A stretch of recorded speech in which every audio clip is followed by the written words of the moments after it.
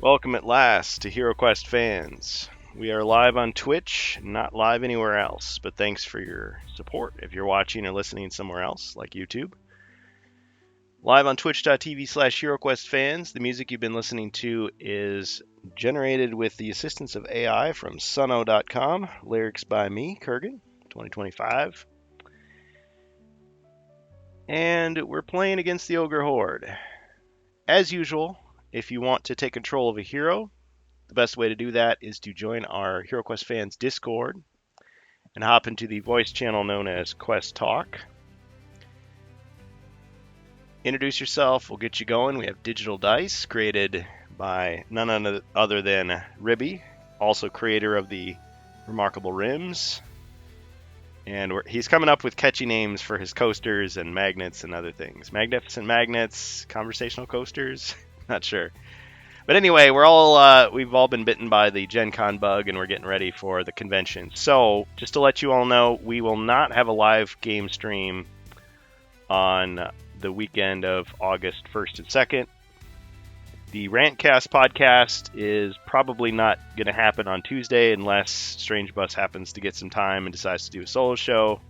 So, we're probably not going to do that. He's gotten a lot busier, and actually, he's rebranded his Bus of Discord. The Bus of Discord is now the Rantcast Podcast Discord. And I've been recruited over there as a leader, so if there's any problems with his Discord and he's not around, just let me know. Let a moderator know. And today we're playing against the Ogre Horde, getting started a little bit late, but as usual, we tend to go later if our heroes are okay with it. So the call goes out for heroes. If you want to control a hero, hop into voice channel Quest Talk. Introduce yourself, we'll get you going. Others who want to lurk in the Twitch chat, you can use your gold coins or channel points to build up the quest and increase the fun as we go. You can help the heroes, help the bad guys, help them both if you're chaotically inclined. But welcome to our first hero, Glasgow, who's been waiting patiently. Welcome, sir.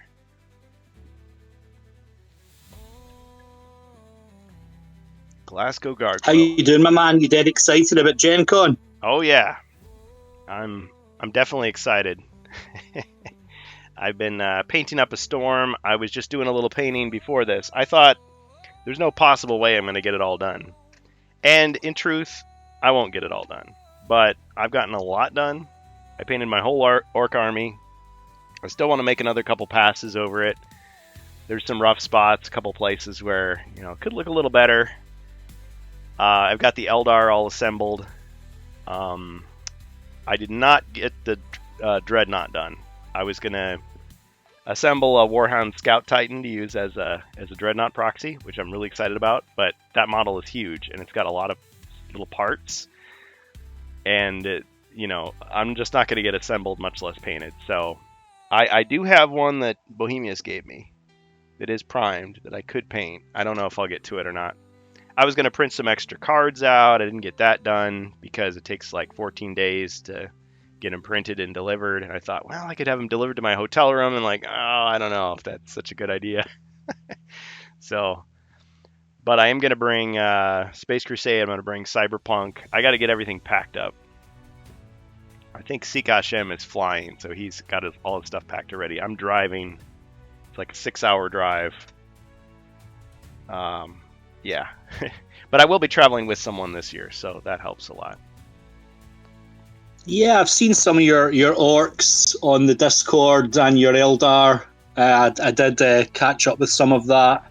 Looking good, mate. Looking good. Oh, thanks. I thought you were going to have like a little sympathetic chuckle, like, yeah, we all had to start somewhere, which is true, but I had a great time, and thank you for the kind words. I've been sharing, probably oversharing. I mean, some people, they just, they start out like, oh yeah, I've got this model I want to paint, and then the next picture you see is, it's, tabletop plus. Whereas I'm showing you like every step, like, okay, I missed a spot here, I touched that up there. It motivates me to put it in there. I'm not necessarily fishing for compliments, but one of the unfortunate things is you post a picture up, and immediately you see, oh, I forgot to paint the guy's finger, or that the underside of the gun is a little dull, or I overpainted in that spot, I forgot to. And it's like, then you go back and it's the sort of thing that on the table you're not even gonna notice. But Helps me improve. Yeah, exactly. You won't notice it until you put it out there. Exciting to play Space Crusade. Very good. I'm looking forward to seeing some of that. Yeah. I don't know how all it's going to break down. I mean, in past years, I didn't have any way to live stream. I mean, I had to use Ribby's smartphone as a mobile hotspot because I didn't have internet. So that's how I even posted those tiny little video clips that I got. But this year, I keep calling it a burner phone and people make fun of me, but it really is just a phone that, it's no contract. I got it just for this. I have used it for a couple other things. It has come in handy, but I just don't want to be tied to it like so many people are. So I'm just like, it's going to serve a purpose, and after that, it's just going to become, I don't know, a music player or something. It's not going to be glued. So you've got a Walter White phone. I've never seen Breaking Bad, but I'll take your word for it. Yeah. Just not cooking drugs out in the desert or whatever it was he was doing. Yeah, I've got basically you just reload it every month, or for however much data you want to use, and then after that it just becomes a paperweight. Well, I mean, you could still connect it to your Wi-Fi. You could play games on it. You could balance your checkbook, listen to music, but not use it as a phone with data roaming capabilities. But yeah, what I want it for is to be able to take pictures. And it's actually, I had this digital camera for years, but it's actually more megapixels than my camera, finally. Like, they finally made one. It's like, okay, yeah, this will work. And you may have noticed last year, I borrowed a phone from a family member, and it was kind of like an older generation phone, so the video wasn't quite as good as it could have been. But yeah, I want to use it for interviews and clips, pictures, whatever. Supposedly, you can't live stream at the convention. I think some people do anyway, and they just don't get caught. But we'll see what happens. I mean, I'm not going to shove a camera in somebody's face without their permission, of course. But it may mean, we do the interview, and then afterward, like an hour later, or at the end of the day, it gets posted. So have you had to kind of book or schedule interviews already, or do you just kind of turn up and see what happens? I think we just turn up and see what happens. Last year, I think I said ahead of time that I wanted to do an interview, and I actually got, messages back from Avalon Hill saying, yeah, come around this day. We'll be waiting for you. This year, I haven't heard a thing. So I'm like, okay, does that mean they don't like me now, or they're just too busy, or maybe there's a change in policy, they're not supposed to promise anything? But I'm just going to show up and see what happens. In the past, they've been pretty welcoming, pretty accommodating. I mean, once they see that you're somebody that's genuinely interested, you're not just trying to hustle them or something, it's like, they'll make the time. The only thing I'm concerned about... So I noticed... Oh yeah, go ahead. Sorry, go on. The only thing I'm concerned about is scheduling-wise, so the convention starts on a Thursday. So Thursday's the big day where they got to introduce everybody and they got to do all their, preliminary stuff. They kind of got to gauge how the rest of the convention's going to go. That makes sense. They got their games going. Saturday is usually the day when things start to calm down and then they're open for interviews and stuff. But I'm going to be occupied all day Saturday with the tournament. And I mean, I investigated it some more. It's not one of those tournaments where, you lose your first game and then you're out. You're free the rest of the day. No, you're going to be playing the whole day, like literally like 9 hours worth of gaming, which I'm like, man, that's a marathon. So it's maybe like a sort of a Swiss event or something where everyone who loses plays each other and everyone who wins plays each other kind of thing, and so on. Something along those lines. I'm not sure the precise terminology because I've never done anything like this before, but it's something like you play best out of 4 games or something. But yeah, there may be a loser's bracket. There may be, matchups based on points or something along those lines. But of course, it's a doubles tournament, so it's teams based. So like all the stuff I look up online is like for single, like 1v1, and so it doesn't even apply. So I'm not sure quite all the details of it. But they just told me, no, prepare yourself. You're going to be playing all day. Like, all day. Like, 10 minutes to set up, and then boom, go. And, once the timer is up, nothing. Like, if there's 5 minutes left, you're not supposed to take another turn. Just wrap up the turn you've got. And then whoever's got the most points, that's the judgment. Right, yeah. Yeah. So you're against the clock. Have you got a kind of time limit per turn or something? Supposedly there is a clock. But see, not a lot of details have been given. See, the problem is, I think this tournament was put out. It's by a company that has done like these for years and years and years.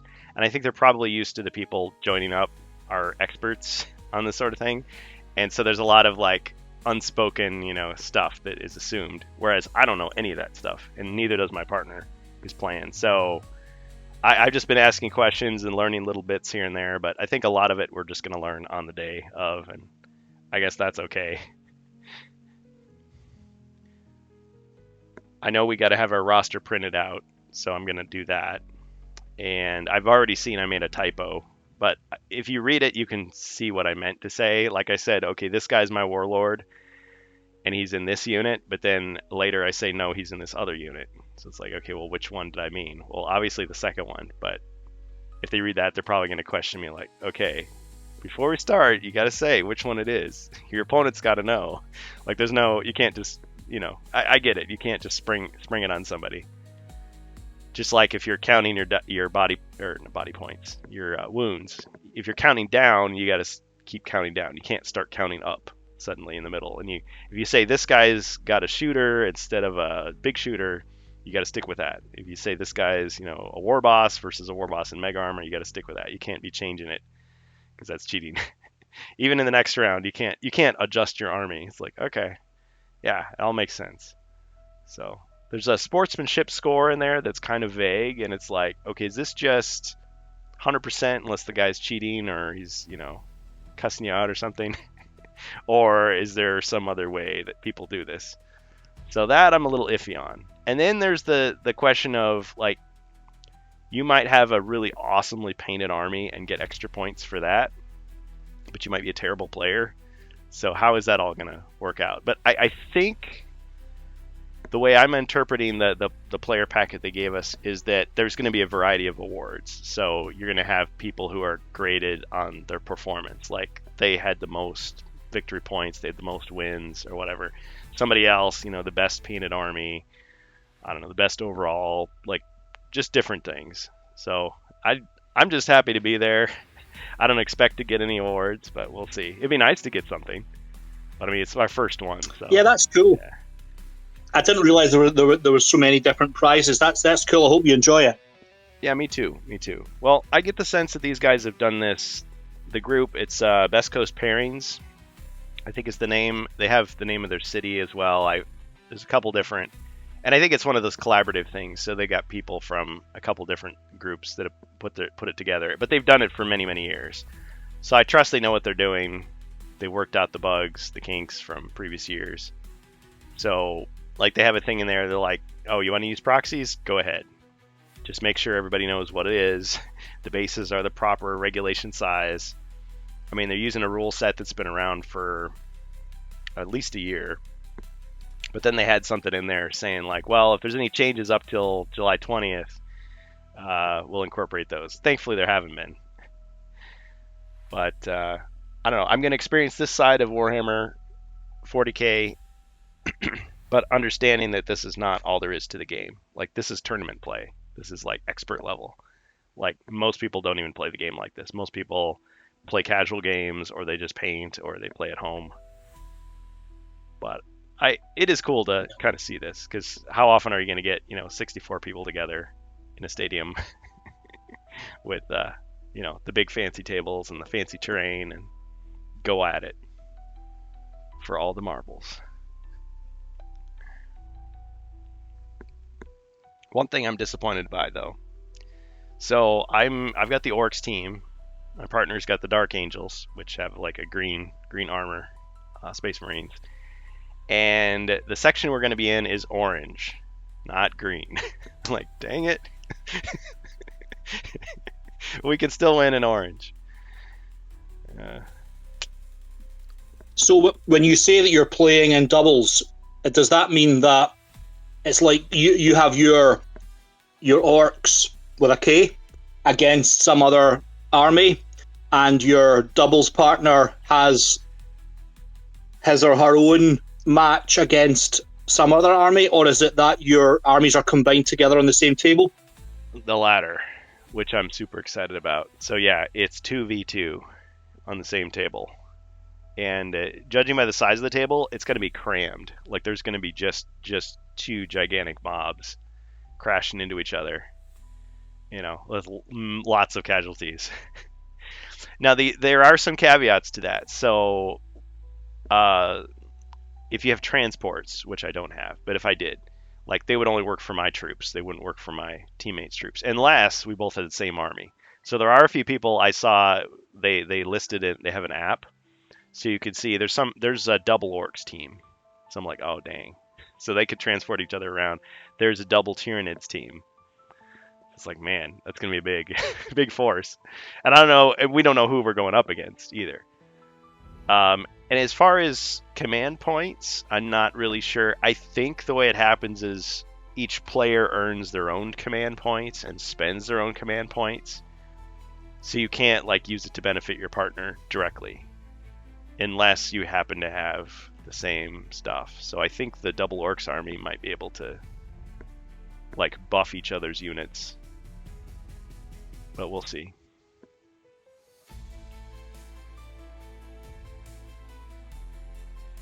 Yeah, it sounds really cool. I have some knowledge of Warhammer 40k from my Space Hulk days, so I know a bit about the kind of universe, but I've never played any of these, Warhammer Yeah. Warhammer games, as in the Battlefield games. Yeah, it'll be interesting to see. The game is very complicated. I think it's overly complicated, but I also see that complexity allows them to sell a lot of books and apps and index cards and things and kind of string people along with the changes. It does create so much complexity, it's kind of hard to master the game. I mean, you can maybe master a specific army, but even then, it's only going to be like for a few months to a year before they tweak it and change it. So I was reading how like the orcs, like I didn't choose them thinking, oh yeah, this is give me an advantage. It was just like I have a lot of orcs already, so it'd be economically feasible, and they're kind of fun. Like you see, I use an orc avatar, but there were people saying I like, think it would be kind of wrong for you not to have the orc. Yeah. Well, they were saying the orcs are like really, really powerful. Like people found loopholes and ways to really like maximize. And so like a lot of tournaments were won by people who used orcs like early on in 10th edition. So they've nerfed a lot of stuff. There was even one guy that everybody was telling me, oh yeah, he's the greatest. You got to get this character, like this Mazgrod. I can't even pronounce his name anymore, but yeah, he's basically just a big orc with like Wolverine claws riding a dinosaur that looks kind of like a shark. And it's like, okay, this guy's awesome. And he did look awesome, but then I was reading, oh yeah, his stats were way up here, and they knocked him way down here because he was too powerful. And I'm like, okay. Yeah, I mean, I guess Games Workshop, Warhammer, would probably want all of the factions to be objectively equal, but in such a complex game, that's probably next to impossible. Right. But with the doubles factor, now you've got combinations of armies, so it makes it even harder for people to just like come up with the winning combination. Now everybody's told me dice rolls are extremely important, but good tactics and good strategy can overcome terrible rolls. So we'll see. We'll see if that's true. Because everybody seems to be an expert on the internet too. It's like, who do you listen to, right? But I've tried to get absolutely. Some training. I've tried to get some training. There's a local guy. I met with him one time. We played for 4 hours. Now it's just his perspective, but he's played for a number of years, and it's like, okay, well, that's cool. And if I can, I'm going to get another game in with him. I've also talked to the guy at the Warhammer store locally. He was pretty helpful. He gave me some basic stuff, some basic strategy.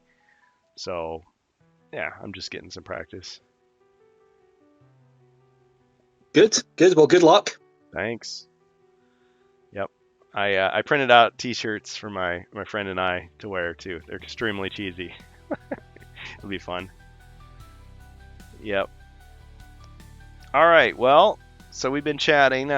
So you want to play some Hero Quest, some against the Ogre Horde? I think we missed you last time. Sure, Yeah. sure, let's do it. Yeah, I've been really busy lately, moving house, so Ah. lots going on. So I've managed to get a little bit of time tonight. I've got about an hour and a half tonight. Oh shoot. So I've been taking up your time chatting. Well, it's been fun. I appreciate you being here. Not at all. It's all good stuff. I'm interested actually in Gen Con. So I'm keeping an eye on San Diego Comic Con just now. And I know they have like reveals, but the reveals aren't just like you walk out the hall and see the reveals. It's like they have their own panels. So they do anything like that at Gen Con, or will it be much along the lines of you walk into the hall and you'll see if there's any reveals there and then? Well, I can't speak to any other fan convention. The only other one I've done is E3, and that was like 25 years ago, almost. So the way Gen Con works is, in past years, they've had panels for Hero Quest, but they've always been canceled. Like, they'll announce something, they'll change it, and then you walk in and just see it. So we walk into the main, we walk past the ticket booths, you go around, there's like people posing for cosplay pictures, there's like balloons, sculptures, there's all this crap. You walk past it, and then there's the exhibit hall. You show your badge, you go in, and then it's like super lit up, super bright. And you can kind of get a sense of it from the videos, but it's like you walk, I don't know, like 100 yards, and there's the gigantic Avalon Hill, like big red display, and they got the glass case, and they got the guys in the red shirts, and it's right there. It's like, oh, Mage of the Mirror, there it is. Now, most of the time, in past years, it's like while they're setting up, the guy who's setting up takes pictures. So you see everything even before you get there. Like, oh shoot, this is what we got. Like it's just right there. I don't think there's any like last minute reveals like, oh, come back tomorrow and we'll show you the thing.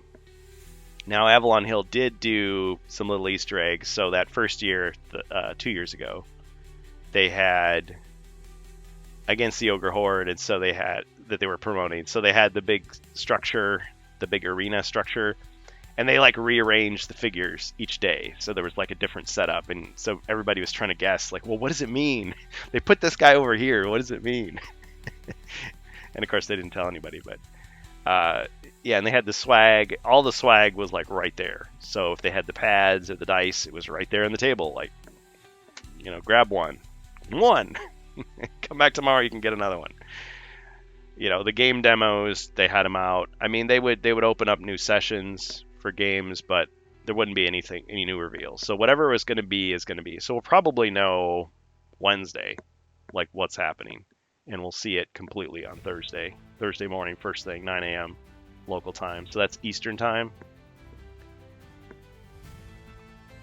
As far as panels, yeah, so let's hope you walk into the convention hall, Wizards of and surely we've got Wizards of Morcar on display. Surely this is the right time to do it. Yep, I hope and pray. At the same time, though, I think a lot of us are sort of preparing ourselves, steeling ourselves, thinking, okay, the tariffs and the economy and the layoffs, everything's probably pushed out. So maybe, this is my theory. My theory is Wizards of Morcar was planned for October or November, so we should have heard about it by now, but since all that stuff happened, they're probably going to push it out to January, because they never do a December release. There's no Christmas package.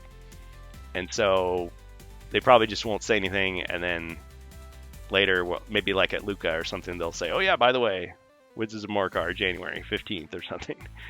But I hope I'm wrong about that. I hope that actually they'll just be like, here it is.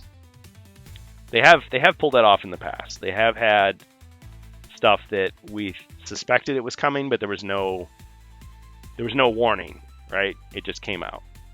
So Rise of the Dread Moon was that way. Mage of the Mirror was that way. The Rogue was that way. But everything else, we've had some warning. So, as you know, Wizards of Morcar, we had the leak. We had that store that posted it up. Gave us a sense of it's more expensive than COPD, so it's probably the bigger box. 2025.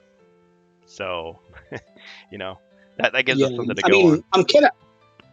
I'm kind of thinking though, with COPD being out, being on shelves in collectors' hands, you know, with an event like Gen Con, there's usually something, whether it be this is coming, or we know you know about this but you don't have it yet, so let's show you more of it, Right. or something like that. But that is not going on just now. So this will be the first big event in a while for there not to be anything in the pipeline if we don't hear about Wizards of Morcar or indeed some other expansion. Yeah. It's like, what have they held back? I mean, they've been careful only to show us Quest 1 of COPD, but there were no changes. So it's not like, oh shoot, there's like 3 more rooms or there's a new miniature. It's just like, nope, it's the same. In fact, it's less than what we had in the Mythic. So none of the extras from Keller's Keep are in there. We don't have the extra doors or anything like that. So it's kind of bare bones. And I mean, I'm sure when Doug hears me say bare bones, he cringes because it's like, well, but we gave you this cool pad and we gave you these cool new designs and, we gave you these shiny, cards. And it's like, yes, I know. And we gave us the fancy dice, but we were, expecting more. Different. It's like they couldn't give us those things, so they gave us other things. So I don't know. But yeah, I definitely want to see Wizards of Morcar. And I know that there's some feeling out there that people have that if and when we do see Wizards of Morcar, somehow that's the final installment. That's it. That there's nothing more coming for HeroQuest. So it'll be over as a franchise. So people are almost kind of dreading seeing that. Like, oh, okay, well, this was the, I saved $45 left, and I'm going to spend that on Wizards of Morcar, and then that's it. And I don't think that's a foregone conclusion. I think, depending on how things go economically for them, they'll keep on going. I mean, because everything Doug has said, everything N. Carmine said when he was still with the company, was they were committed to going through 2026 and beyond if they could. So I'm sure they've got ideas, and we've heard some of that. We know about the extra quests that Stephen Baker wrote and was excited for people to see, stuff like that. And there was that talk of maybe there's going to be some kind of crossover product. What that could be, It's a deal between Underoos and Hasbro for HeroQuest undergarments. It's like, no, I meant an expansion. I meant a game, a boxed game. We don't know. I mean, if they're going to be like one of those companies that just goes to the bottom and just says, okay, well, we're going to have like a mobile app that's just a pay to win kind of loot box type game. It's like, no. We're going to put HeroQuest in casinos. It's like, no. If you're going there, I know you're desperate. I know that you're don't have faith in your stuff anymore. You're going for the easy money, not the quality. And I don't think the Avalon Hill guys are like that. But when I heard about the latest layoffs, we still don't know who's gone. We know Doug is still there. That's all we know. So it's possible that we're going to go there and there's going to be fewer people, or people we don't recognize. And does that mean anything? Does that mean any kind of change in creative direction? Hopefully not. Because I think they're dedicated to their craft, but at the same time, I feel like if Hasbro wanted to, they could clamp down on that. They could say, you know what, rein that in. Oop, I got a knock at my door. Hold on. All right, I'm back. Sorry about that. What was I saying? Yeah, just about where they're going, who's going to be there, who's still going to be in Avalon Hill's team. Yeah, I hate to hear about anybody losing their jobs. So, yeah, we'll just find out. I mean, the only people I remember... I remember Craig Von Ness, and I knew he's just kind of not a permanent employee, but one of these freelance vendor, contractor type people. And Tess Hogan, she's a big part of the team, so if she's gone, that would really suck. Same thing with Patrick. Doug, Rob, I don't know some of the other people. Well, there's Adam Glick, but I haven't seen him, so I don't know. But I mean, there's all kinds of people. They're a small team. I expect though that they're gonna give it their all, just like they have in the past. One thing though, I think I was looking at the exhibit hall map. So they released the program book for Gen Con, and in past years it's always been this gigantic display like right in the center of the exhibit hall. I think it's E, and that's Avalon Hill, and Games Workshop's Warhammer display is right next to it. I think this year they've moved, so it's off in a secondary hall. I don't know if that means like it's going to be smaller. Like, I'm just speculating here. Like, maybe they don't have as much of a prestigious place anymore, if that's the case. Or maybe it has nothing to do with that. You know, maybe that's just I'm just, you know. Yeah, or maybe something else is bigger and needed the space. Maybe, yeah. I mean, I'm sure they have to pay some fee, so maybe the way they're placed has something to do with it. But I mean, all that's going to mean is like, okay, an extra 5 minutes for me to walk back and forth between them, because in past years it was so convenient, because it's like, oh, boom, the two things I'm most interested in at this convention are right next to it, and they're right next door. So I can play some Kill Team, and then I can go over and see how Doug's doing, and I can play some more Kill Team, and then I can go over and see what Patrick's up to, and then I can play some more Kill Team, and then I can go back and see what Tess is going to say, and play some more Kill Team, and get a free miniature, and go back. I mean, it wasn't that long ago that HeroQuest got a few seconds on American national television. Yeah. You know, and I kind of think we've yet to see the outcome of that. You know, that must have had some effect. Yeah. Well, and not to get into the world of other media or politics or anything, but Colbert's show is coming to an end. Like the Late Show, they announced next year is their last year. Like, the show is gone. So think of that what you will. They talked about HeroQuest, and then they got canceled. Just kidding. Conspiracy music plays. Yeah, but it looks like this year they did say big news, but then they didn't tell us anything.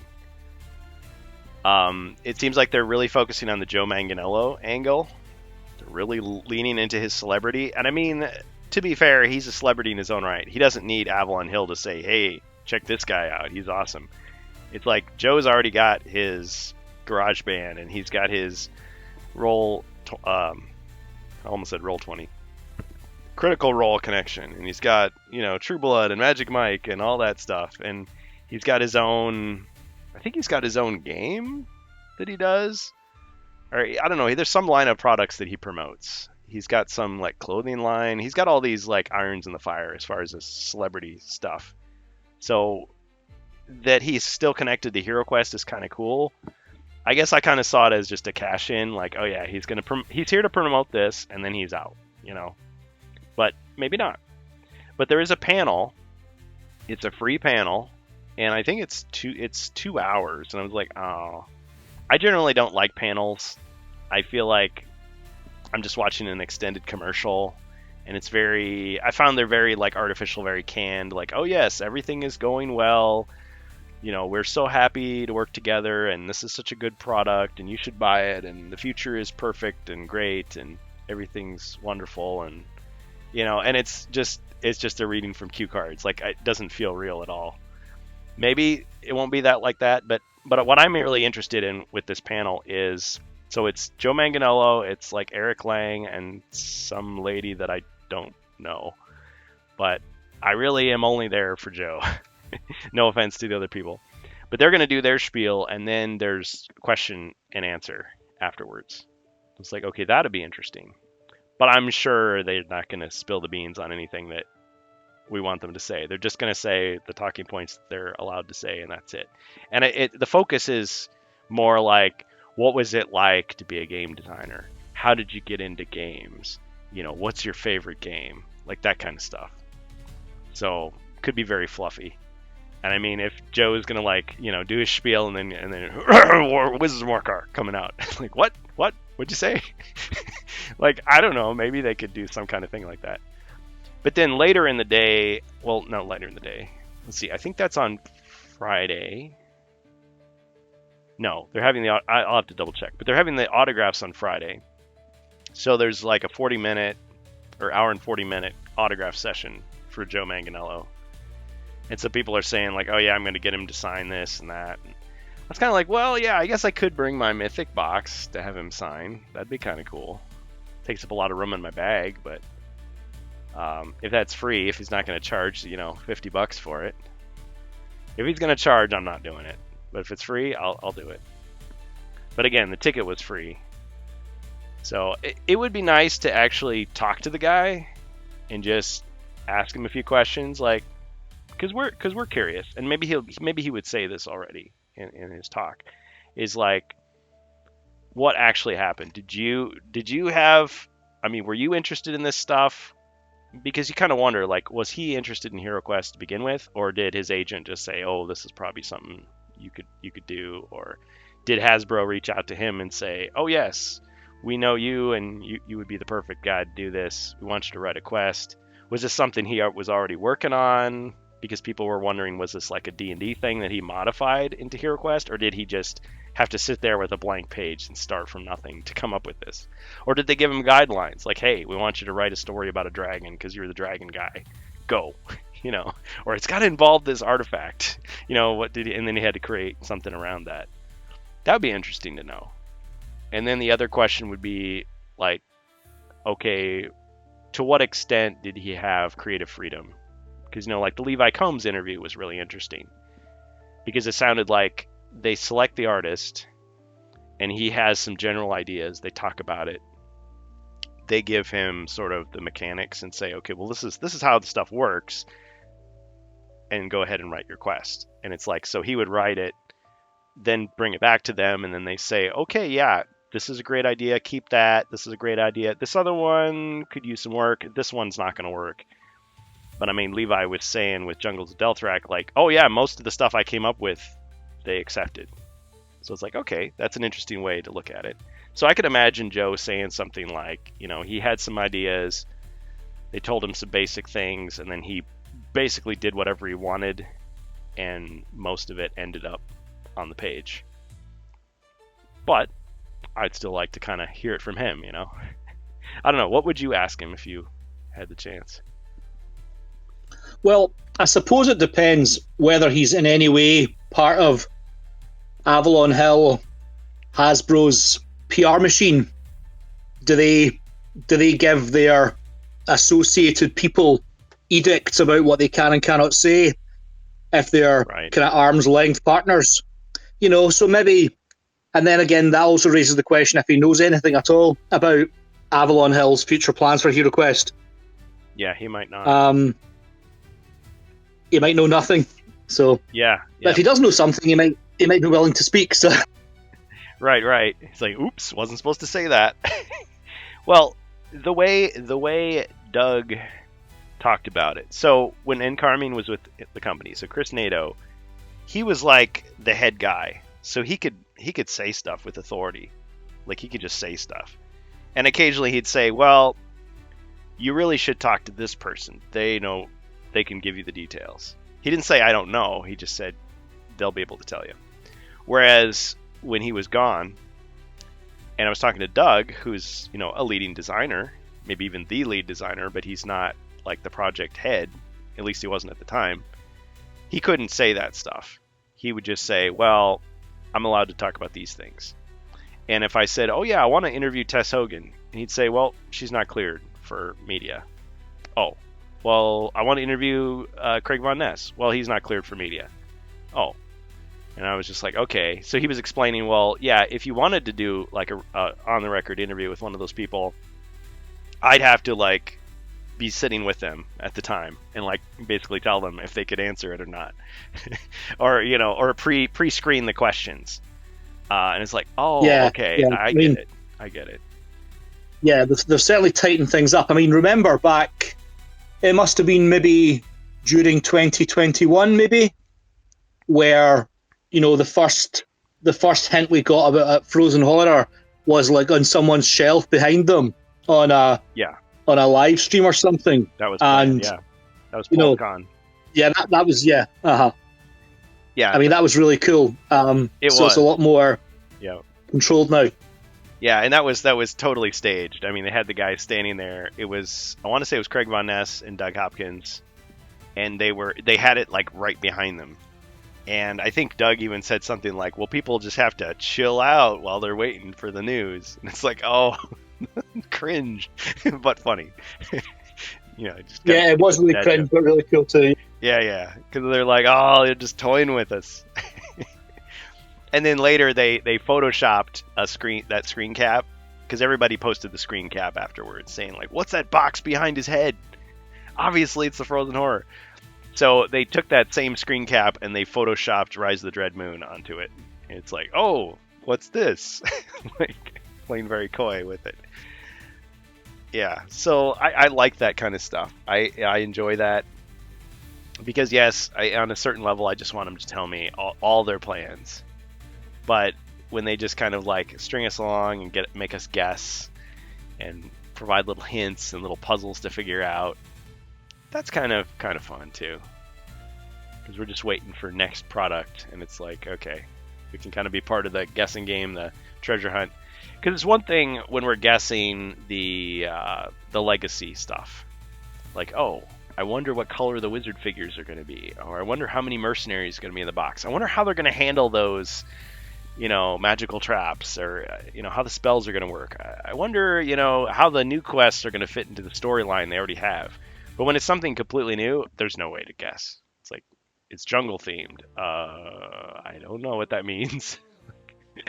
Or, oh, it's involving a dread moon. Well, what's a dread moon? Who knows? So they have to give us a little bit more with those. But I mean, those turned out all right. They seem to have a good handle on what people would like. They did, yeah. They did, and they brought something new as well. Yeah. And we not in an overbearing way, but in a sensible way, I think. Yeah, we did hear some nitpicks. We did hear some complaints. Very few, though, at least in our community. I think most of it was on Reddit and other places. But I could see how somebody would take Rise of the Dread Moon and say, well, this is trying to emphasize like light role play, and this is trying to emphasize like imagination and creativity. So like there's big gaps in the story. There's like plot holes. There's sections where things are ambiguous. And I'm sure there's maybe modern gamers who wouldn't like that. They'd say, well, no, you need to spell it out. You need to fill in the gaps. You need to explain yourself. And don't put this role play in there. That I don't know what does my character say? That doesn't make any sense. Like, I don't know. But they tried that out because they knew that there were people that wanted that. There were people that wanted that spelled out in an official quest to say, hey, we're not going to tell you. You have to decide for yourself. So it was kind of experimental. And with Jungles of Deltarak, I think they were definitely addressing a complaint some people have with HeroQuest in general, which is Zargon doesn't have enough to do. Zargon is just pushing monsters in front of the heroes, and the heroes are killing them, and he's handing them gold, and that's it. Like, he has no agency. He has no strategy.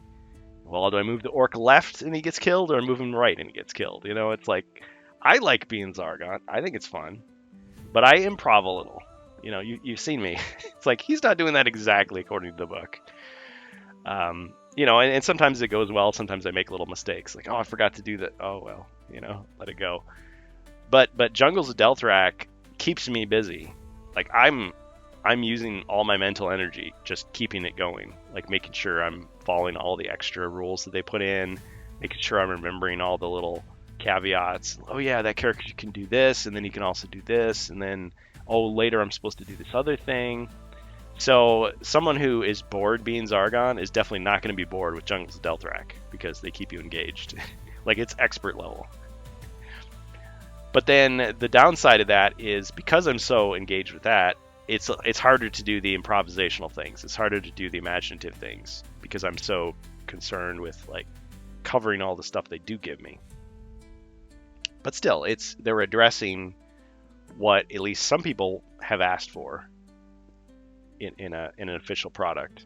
And you could still disregard that and say, we don't like that, so we'll just cut that out when we play. But at least you've got the option.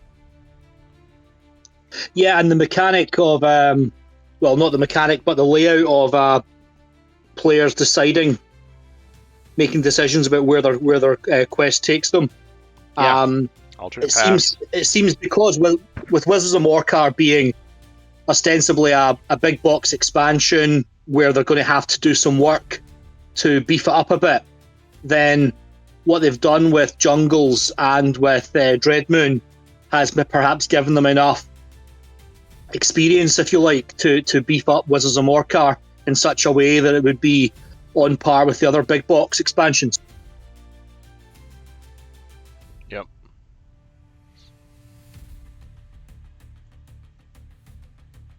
All right. Oh man. So we've been talking here. I just realized our stream was not live. Shoot. I am sorry. Welcome to HeroQuest fans. We're live on Twitch now. I'm with Glasgow Gargoyle. I was thinking, like, we're having this great conversation, and why is nobody else showing up? Oh man. Well, all right. Let me try to catch up here. So our music is from Sunow.com, created with the assistance of AI. We are getting started a little bit later here. We've been talking with Glasgow Gargoyle about Gen Con. And why don't you just quickly summarize your thoughts? What do you think is going to happen this year? Are they going to reveal anything?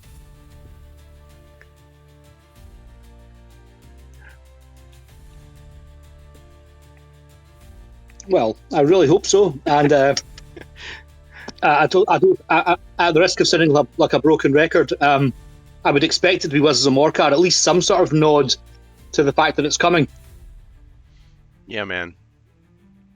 My prediction is, and I can talk to you later after the stream why I think I had a momentary lapse there. Yeah, I think ever since we got that store leak, Wizards of Morcar is definitely happening. And I think people who have this attitude that if Wizards of Morcar comes out, that's going to be like the last installment of HeroQuest, and after that the franchise is going to dwindle and disappear. I don't think that's true. I think from what Doug has said and what Chris said when he was with the company, everything is pointing to this is not the end. They have plans for years to come. As long as Hasbro lets them keep going on their trajectory, despite any layoffs or the economy or whatever, they're going to keep creating original content. And I've said before, there's so much stuff in the legacy that they could pull in, even stuff that's like lesser known, that it's going to be fine. And I think the original plan, based on the store leak, was Wizards of Morcar is going to be a bigger box expansion, and it's going to come out this year. So to me, that says between now and November, we should see Wizards of Morcar available to purchase, or at least to pre-order.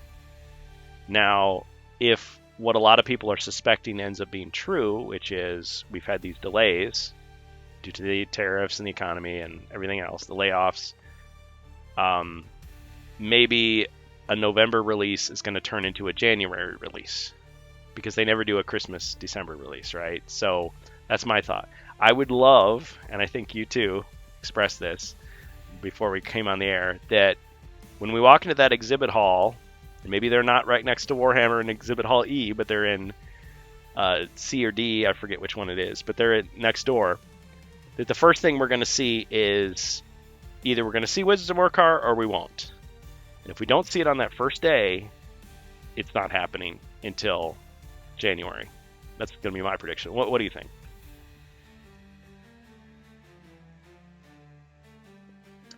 I agree, but I really think it would be they must know how disappointing that will be for fans, given that Gen Con's such a big event, and it'll be the first event since HeroQuest got relaunched that there hasn't been something in the pipeline that we know about definitively. Yeah, I definitely agree with you there. I think people are definitely expecting something new And I mean, they've leaned heavily into this Joe Manganiello thing, right? He's doing a panel talking about how I got into gaming, which I expect to be very like fluffy, very PR friendly. You know, he's not going to say anything bad about the company. He's not going to reveal anything they don't want him to say. He's probably going to talk mostly about other things. I am interested to hear, you know, some of the details, if he has them to give, about, you know, did they approach him or did he approach them? Did they give him full creative freedom, or did they give him, like, you know, bullet points to create his COPD? Did he have carte blanche? What was the deal that they signed? You know, was there any negotiation back and forth? Was all the new stuff his idea, or did they tell him, no, you get one plastic figure and that's it? Did he want to do more? But maybe, after the panel and the Q&A session, which I think Rob got me a ticket, so thank you, Rob Champ, because I had a conflict with my schedule. I have to cancel something else if I want to go to this panel. And I'm not too interested in the other two artists, designers. No offense to them, but I'm here for Joe. So I'm gonna be listening. But then Joe has an autograph session. It's like, okay, well, that's not the time to like pepper him with questions. I'd love to sit down with it and have an actual interview. But like you and I were saying before, we don't know. They may have kept him at arm's length. They may have had him sign something. Maybe he didn't have a lot to say. Maybe he doesn't have a lot of extra information. But I kind of get this impression that he had some kind of say. He had some kind of VIP status. He had some kind of negotiation power. Like, oh, that's up to Joe. So maybe because that whole thing about his mythic tier stretch goal not getting met. Because, I mean, the way he tells it in his little PR video from way, way back, you know, where he says proprietary a million times, he says, well, I talked to my friends at Hasbro, you know, I went back and I talked to them again, and then they let me do that. And it's like, it sounds like, I mean, speaking very informally, but it sounds like he's saying something that means, yeah, they made some kind of deal. They had some kind of negotiation. He begged them to do this. He asked them to do that. They allowed him to do this. So I wonder, after this, is he out of the picture as far as HeroQuest goes? Because he's got plenty of other things he can do as a celebrity. Like, he doesn't have to do HeroQuest at all. I mean, you know, the Daily Show, or not the Daily Show, the Late Show is canceled, you know, after he was on there. Is that a coincidence? You know, conspiracy music? Just kidding. Is he going to be the spokesman for HeroQuest for the next 5 years? Or is he there to announce something new? How interesting would it be if instead of Wizards of Morcar, it's Joe Manganiello's Wizards of Morcar? I'm joking, but what if he's there to help promote something else? What do you think about that? Do you think he's just going to continue to promote what he's got, or do you think he might be a pitchman for the next product? And is that a good thing? I doubt it. I think Crypto Perpetual Darkness was his one-off for HeroQuest. I don't see him being involved in anything else. Okay.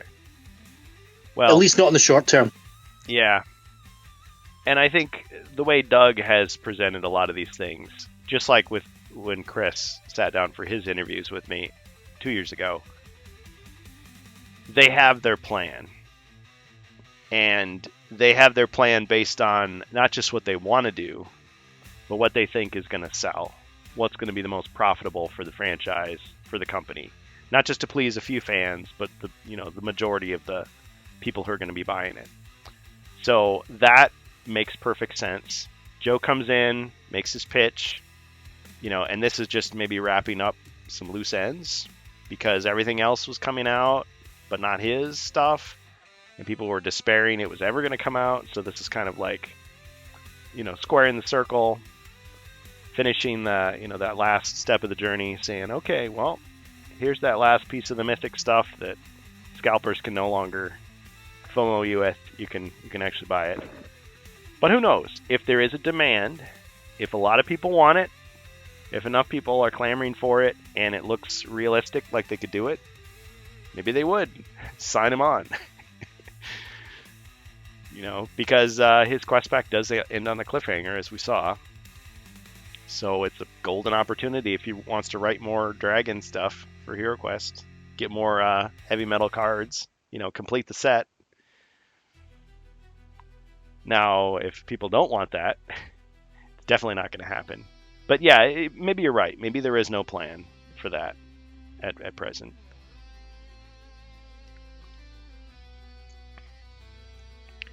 I think it went from wondering, is Joe going to be at the convention, to yes, he is, and he's got a panel, and he's got an autograph signing, and who knows, maybe that would turn into something more.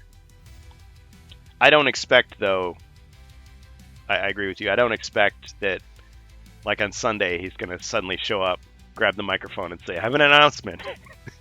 HeroQuest is partnering up with Joe Manganiello's Smoking Skull Productions, and we have this new, and then whatever the product is, and they pull the cloth off of it. It's like, no, they don't do that. It's all on the table at the start.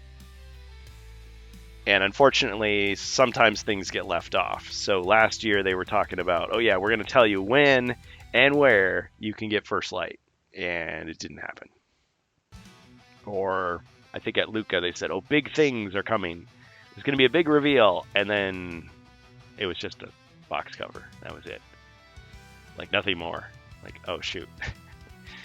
So sometimes they drop the ball with those kinds of things. So I think... Yeah, I mean, that's all I need. If Gen Con was just them showing us the front cover of the box art or the art they're using for Wizards of Warcraft, that's enough. I'll take it. That's enough for you. Oh, okay. Yeah, see, so we're going to be playing COPD. Now, to us, to you and me, maybe that's not a big deal. But to the world, it is a big deal because most of them did not get the Mythic tier. They still haven't seen the inside of the booklet. I mean, there's been scans of it people have put out, not legally for a long time. But most people probably haven't seen those. Or maybe, could have looked at it but didn't want to because of spoilers. Like, I'll wait. So people are going to be sitting down playing Quest 1, I'm sure. They always start with Quest 1. And they're going to be surprised. Like, oh, wow, it's in a tavern. I can't believe that. Oh, there's a treasure map. Whoa, cool. There's a gnome. Gnomes in HeroQuest. What? So it's like, okay, let people have that experience. And then, oh, shoot, I can buy this.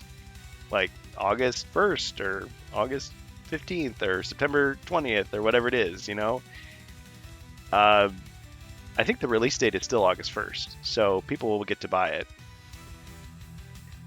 And having a bonus quest for First Light tells me that, okay, that bonus quest is probably not going to stay within the convention for long. Like, they're surely going to have a printout that they're using, and copies of that printout, whether handed out, openly or just clandestinely, like, somebody grabs one, walks off with it afterwards, fishes it out of the trash, it's gonna make its way into the community. So people are gonna be talking about First Light again, even if they already have it and have played it and they're done with it. It's like, oh, there's a new quest. Maybe that new quest will have some ideas in it. Maybe that will lead to interest in Stephen Baker and what he was saying. Like, oh yeah, I wrote, what did he say? Like 10 more quests? He wrote like a whole bunch of other stuff. And not in the sense of, well, that was the cutting room floor. Like, because you think, okay, he wrote some quests and they're like, nah, these are not working. This is not good. It's just a rough draft. Throw that out. Oh, shoot, or back to the drawing board. It's like he thought, well, what happens after Quest 10? Here's the next installment. Maybe they'll be interested in, Second Light or Last Light or whatever.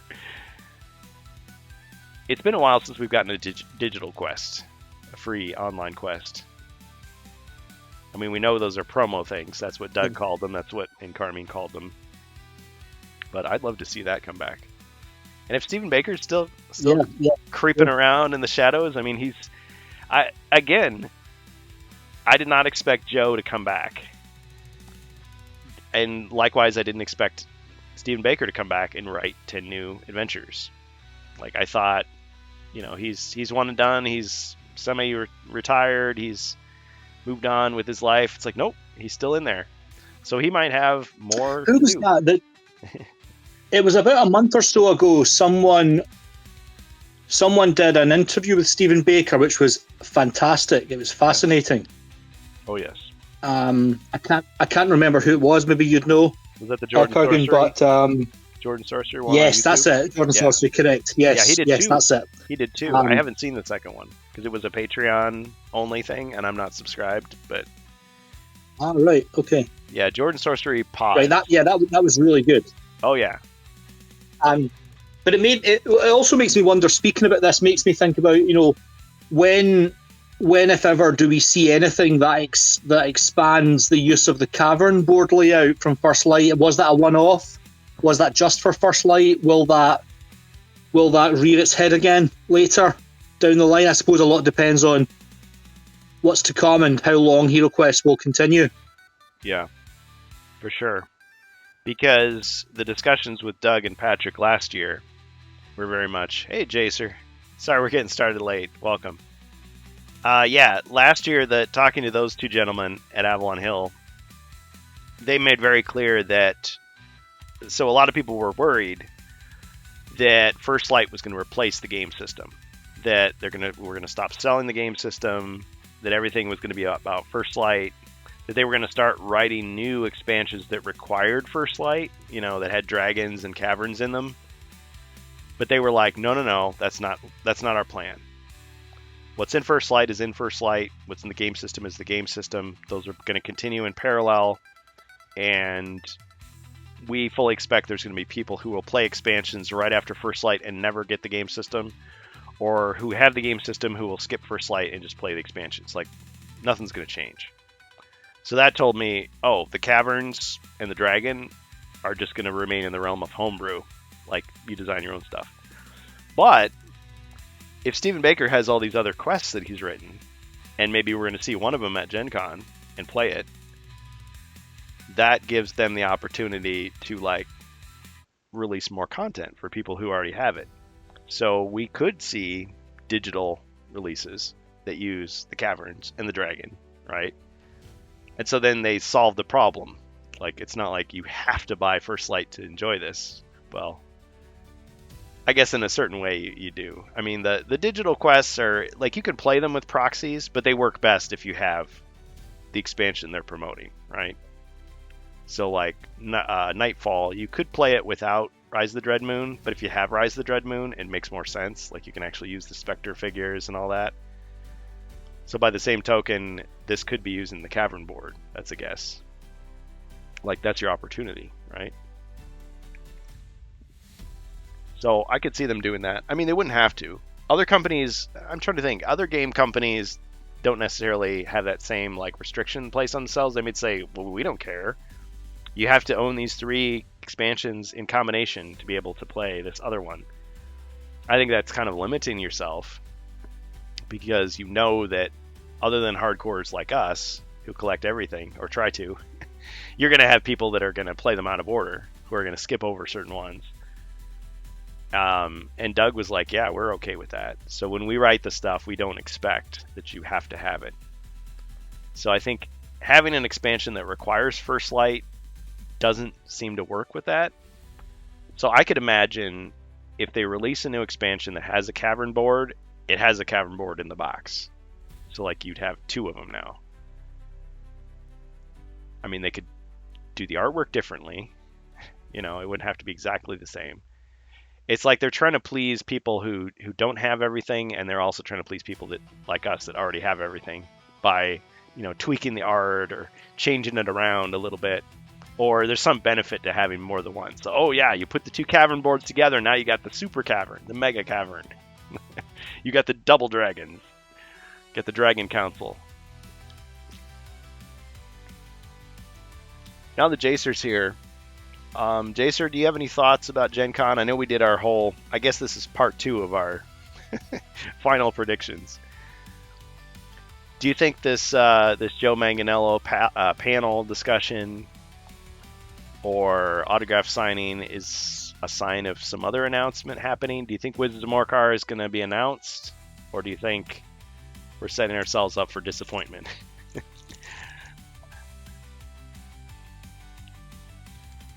I would think that they should at least at some point because it's getting into that 6 months or so, and then it's going to be released. Yeah. So otherwise, you're just kind of just hanging out doing nothing. But Yeah. I would think they at least make an announcement, if not actually give us a little bit of a box photo or something. Something. Yeah, I was telling Glasgow, and sorry we got started so late. We kind of got into it, and I got a knock on my door, and then I realized I hadn't hit the stream button. Sorry about that. But my prediction is either we're gonna walk in and go into the side exhibit hall, and it's all gonna be there for everyone to see, or it's just not gonna happen at all. That's my thought. I don't see them like holding off and like partway through the convention going, oh, latest announcement, Wizards of Morcar pre-orders, November 20th. Like, I don't think they're going to do that. I think it's either going to be there or it won't be. But I want it to be announced. I want it to be shown. But I'm also preparing myself that it might have been delayed till January. So my thought is either it's going to happen now or it's going to happen in January. Now that if the latter, which would be the more disappointing one, then that gives them a chance to announce it at Luca or wasn't there one other convention that I'm forgetting, like in the chronological year? Like there's one or two more conventions left, big ones, where they could give the announcement if they don't do it next week. It's hard to believe it's only a week away. I wasn't thinking about it being a delay. I was just thinking about them just trying to honor the European fan base because Wizards of Morcar was originally released there first. Good point. So that would be the reason I would think, but it could be a delay or something, and if it is, then it's a happy accident. You know what I mean? Yeah. But like I said, I wasn't expecting too much, but I was thinking that they should do the announcement, and then later on, maybe at Luca or something, do a full reveal of like what's in the box, and maybe do a setup or a display. But they could do that now too. Yeah. They're really not stopping them. Well, you're absolutely right about the European connection because it gives the honor to the European fans to say, like, on our home soil, we announced the relaunch, the rebirth, the re-release of Wizards of Morcar, the last official European expansion.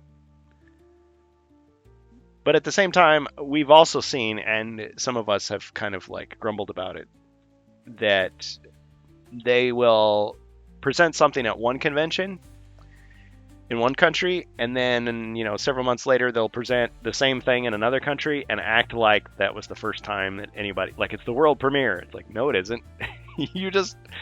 People were watching the internet. They saw already at UK Games Expo. You already played it. Nothing is new. It's new for us, but it's not new for the world.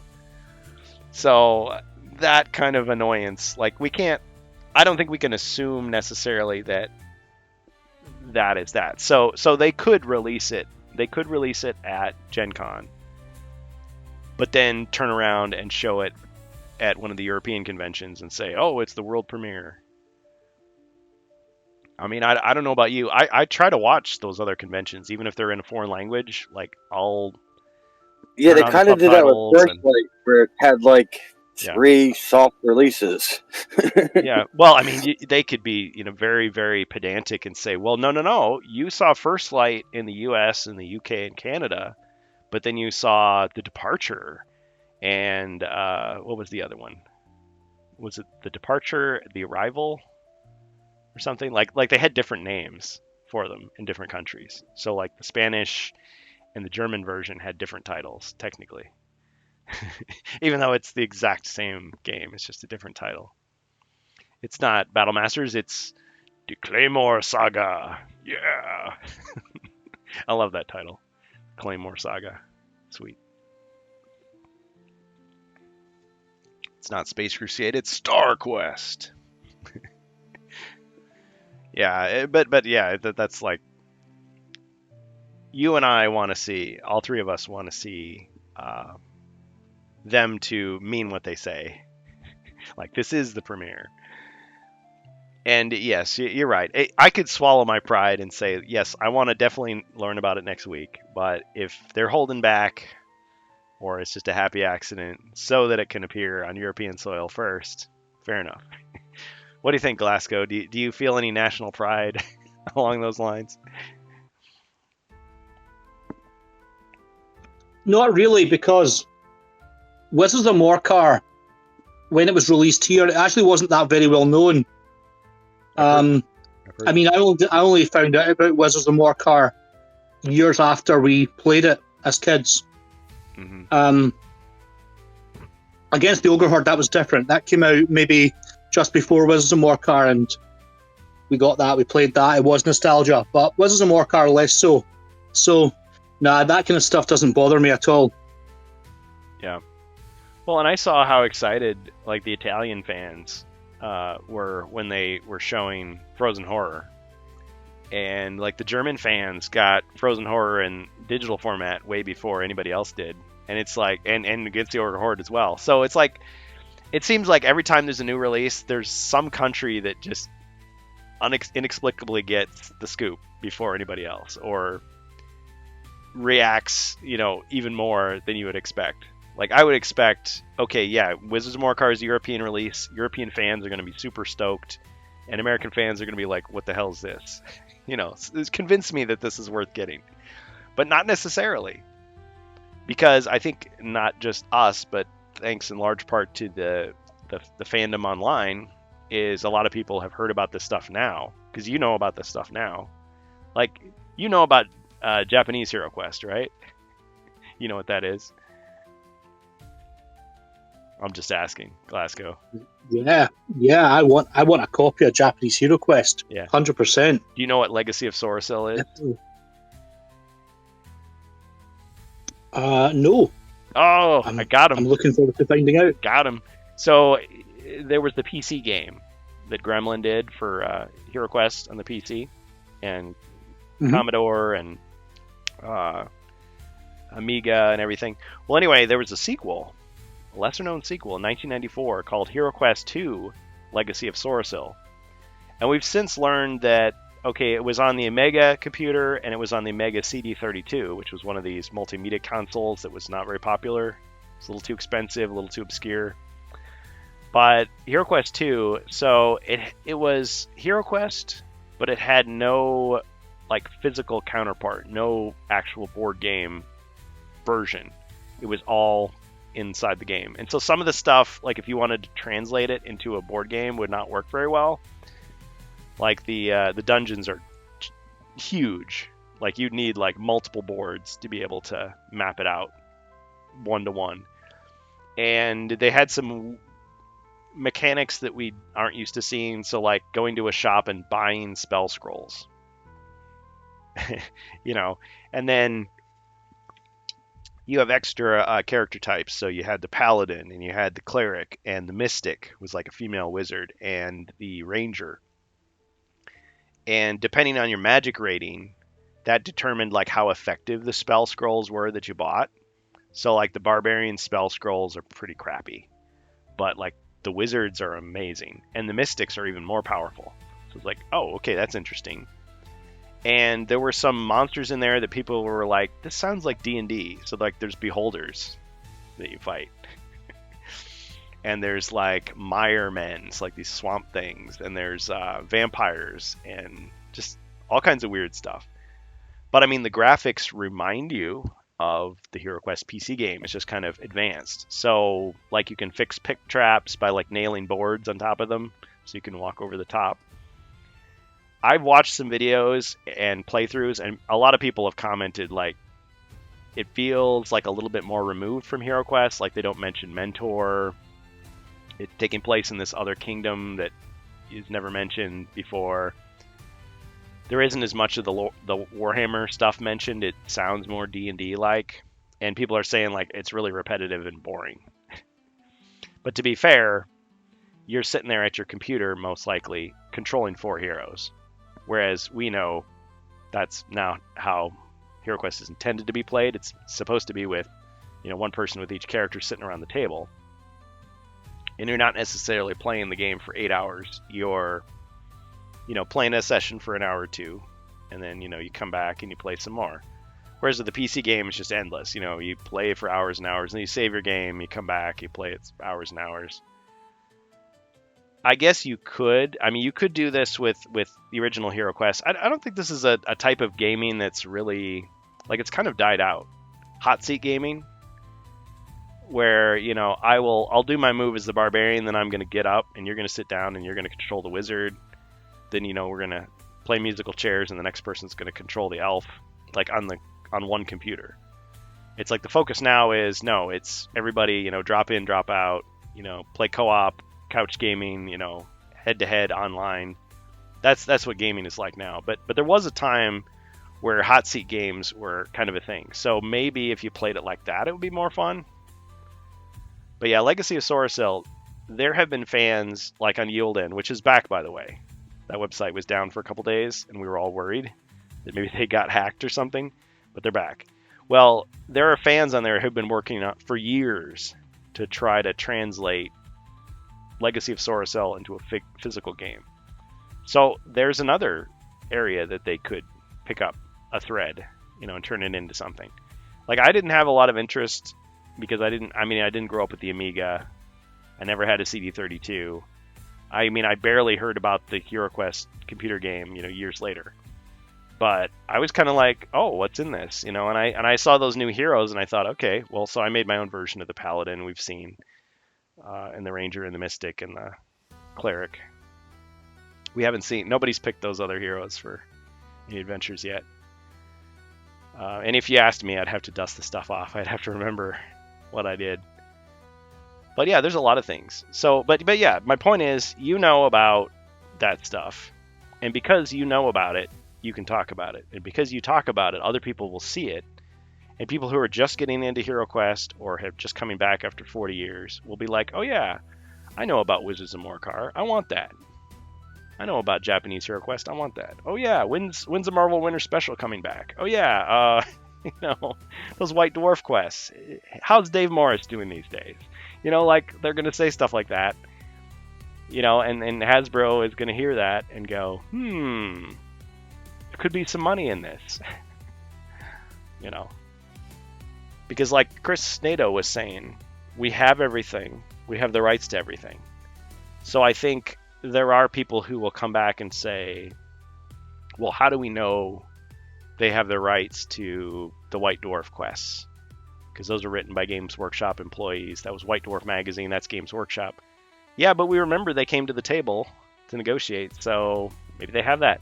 Well, we know that they can't release, Advanced HeroQuest because that was a Games Workshop product. Yeah, but they came to the table and negotiated, and all the HeroQuest stuff is controlled by Hasbro now. And Chris Nato didn't outright say they were going to remake Advanced HeroQuest, but he did say, I love that game. I have a copy in my office. Why would he say that rather than just say, no, we can't do that. We would never do that. So to me, the door is open on that stuff. And so I think, like Doug was telling us, if we want that stuff, we should talk about it. We should ask for it. And then maybe 18 months from now, we'll see it.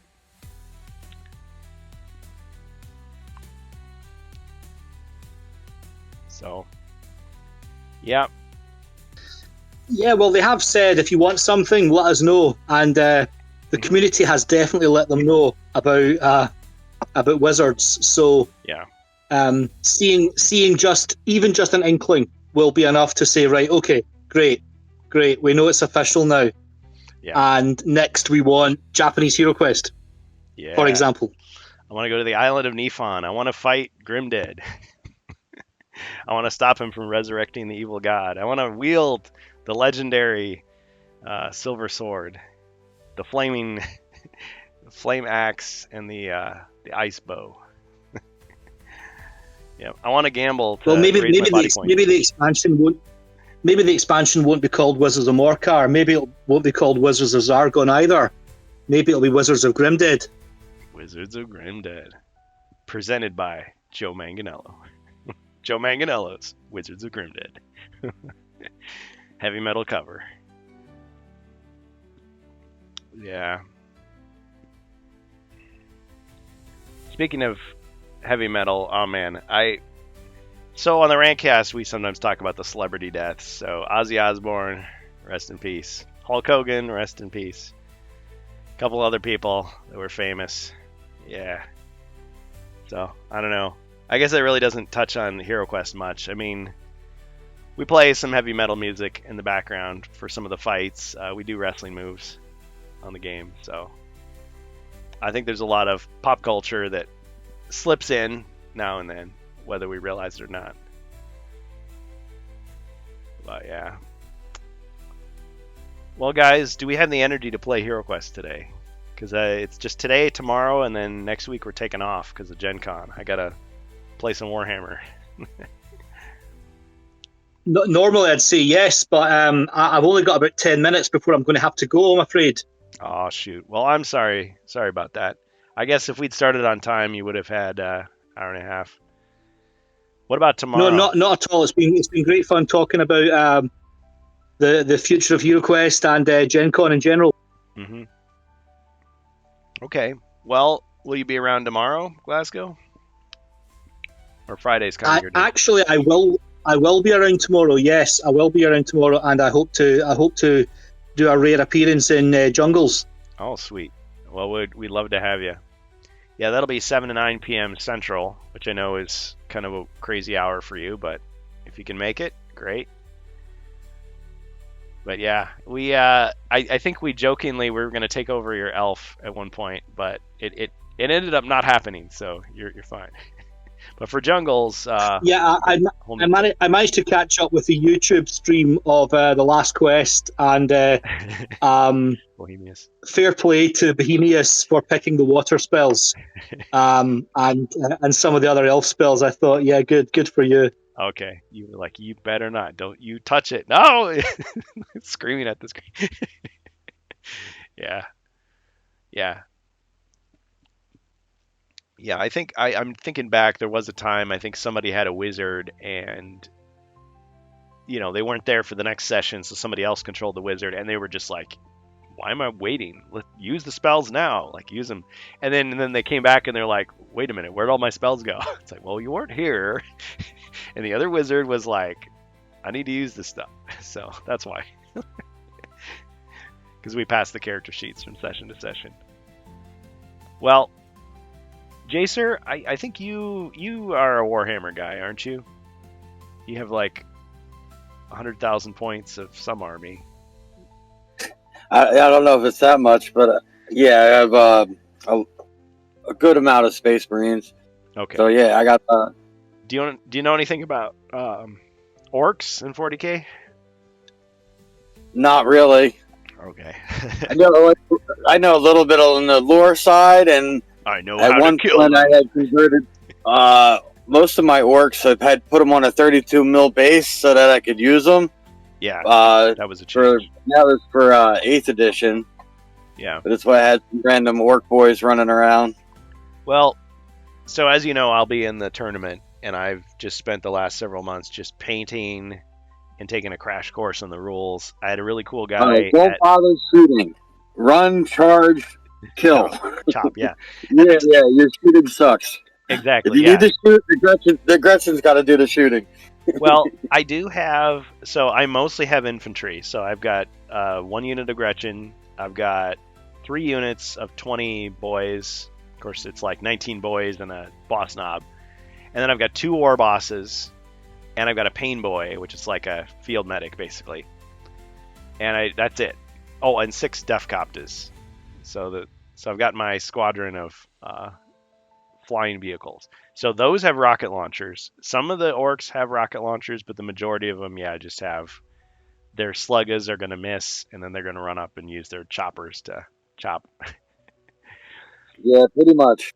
Yeah. So I too had a large number of units that were gifted to me by my brother-in-law years ago. It's like, you can practice painting these, and that was kind of how it went. And I've learned a lot in the process. But yeah, I affixed those guys to bigger bases because I didn't want to Like I'd have to like break the old base to so I just got some sticky tack and I just stuck the base on. And I ran it past the tournament guy. It's like, is this okay? He's like, yeah. It's like, okay. So I went from there. I bought myself a combat patrol. I had the Gretchen anyway because I was using those for my Space Crusade proxy, which, as I was telling Glasgow earlier, I wanted to use a Warhound Scout Titan as a proxy for the Dreadnought, but I'm not going to get that done in time for the convention. So I have two things going. I have two projects. I have the Orc Army, which is done. It's ready. I still want to do a few more passes. Like, oh yeah, I could tighten this up, make it look a little better. But it's table ready. And I'm not going to lose any points for it being unpainted. But then I also have a bunch of like smaller things that I put together for Space Crusade. So I have like a package of Eldar. And I have that Dreadnought it's primed, that's it. I've got Gene Stealers. I could put together like 3 or 4 of those. I've got Necrons, which are androids. Technically, I've already put together some Xenomorphs, which are my proxies for Gene Stealers, and I really like them. But I do have some proper Gene Stealers also. And what else? Oh, I don't have any Chaos Space Marines. That's one thing I'm missing. But thanks to Bohemius, when he gave me all those 3D prints, he also gave me a bag of bits. And I've gone through that bag of bits, and I've pieced together enough pieces where I could recreate the Chaos Space Marines using 40k figures. I just kind of have to dress them up a little bit, put some more spikes, some more skulls, some more alien tech looking stuff, a little deformed. Paint them dark purple or something. That'll be fun. But that'll have to wait till next year, I think. But anyway, the orc stuff, I basically just have to like learn when to use like the stratagems, because it's like, okay, you gotta know that, on your shooting phase do this. When your opponent does this, you got to play this one, and it's like that's stuff that I'm not really familiar with, so I have to learn it. I get the sense that Warhammer 40k is very hobby focused, and not everybody gets into like the games, and even fewer people get into the tournaments. But I'm glad that I get to experience this type of game, because I think this is it's not something that you can just easily get into. Like, oh yeah, I'm just going to do a tournament this weekend. Like, no, you have to do all this planning, you have to look for it, all this preparation. Most people they paint the figures, maybe they get together with their friends, play a couple games. But the other thing that's cool about this is it's, as I was telling Glasgow earlier, it's a doubles tournament.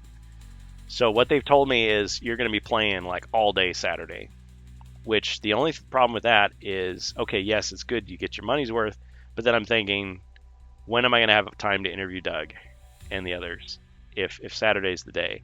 Like, when am I going to have a chance to get together with Rob and Angus and Seek and everybody and play if Saturday's the day? So I'm thinking my Friday is going to be open for a lot of that stuff, but Saturday it's just going to be tournament to tournament. Like, I'm not even going to get out of there until like 6 o'clock at night. I'll probably have dinner and go to bed. Maybe do a stream saying, oh man, we got totally crushed, or oh, we won the prize for handsomest duo or something. But my understanding is, like, so I've got orcs, he's got dark angels, and we'll be paired up against 2 other people. So it'll be 4 armies on the table at the same time. And I think each person generates their own command points.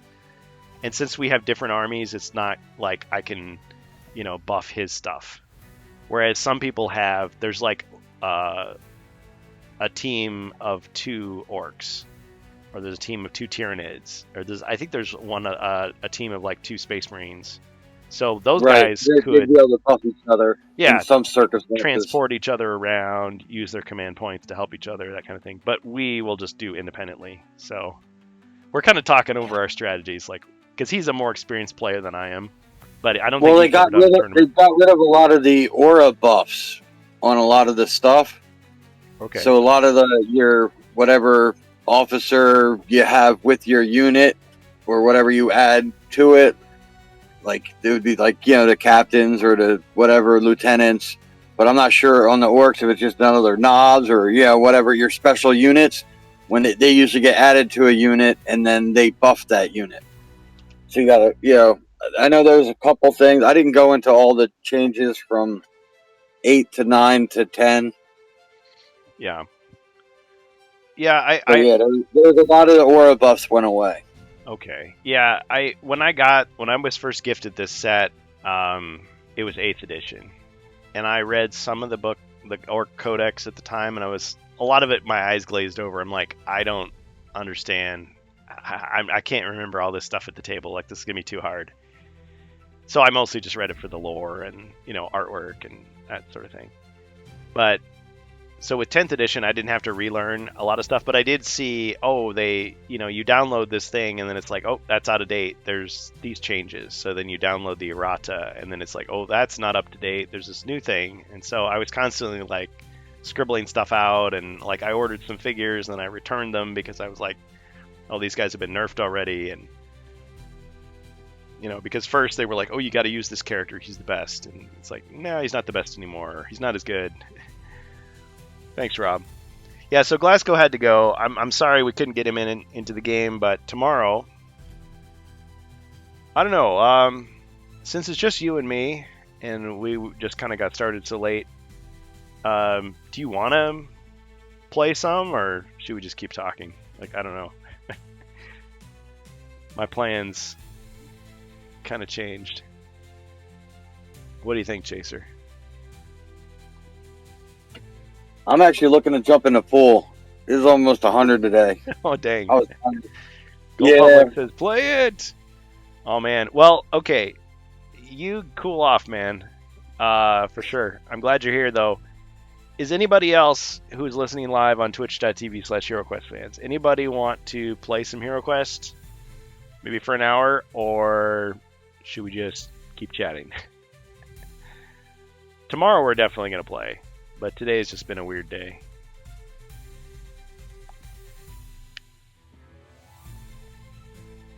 Okay, so we talked about Gen Con. We talked about Joe Manganiello. I created a little song using AI. Rob's still working. And I think Ribby's still working too. So, alright, let's see who else is on the chat. So you're getting that heat wave, huh? Yeah. I mean, it was 80s most of the week, so it wasn't bad. And then, yesterday I think it was 90. Today, 95. But the heat index is like 108. Oh, man. So, once I got the canopy out of the tree, it was just all sun. So as I was logging the thing down, and I was like, all right. And then to clean up, it just seemed like it got hotter and hotter and took longer and longer. Yep.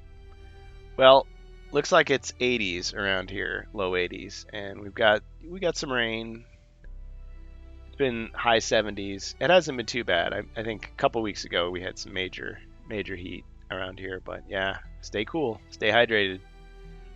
So we got Rob Champ, we got Turbo 5TJ Fanpool, we got ShyCon. So thanks for supporting us.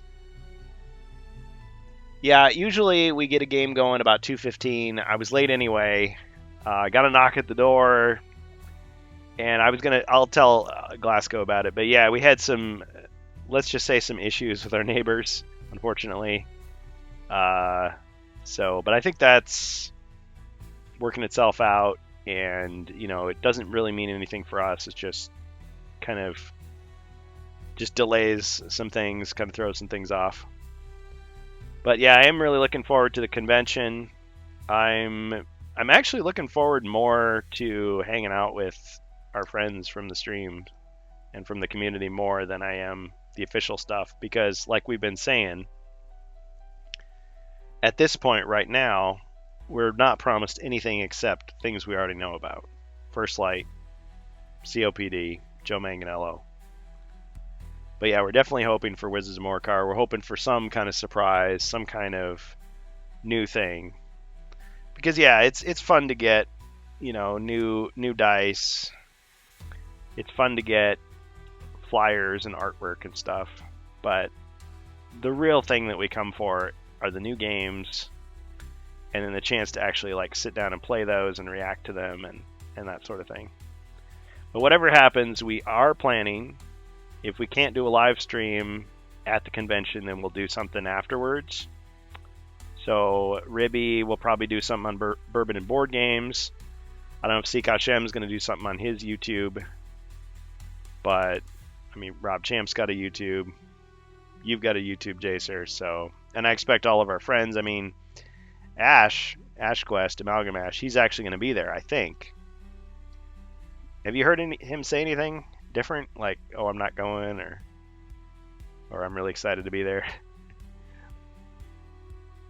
I'm sure he'll say something. I mean, even when he wasn't there, he had reactions. 98%.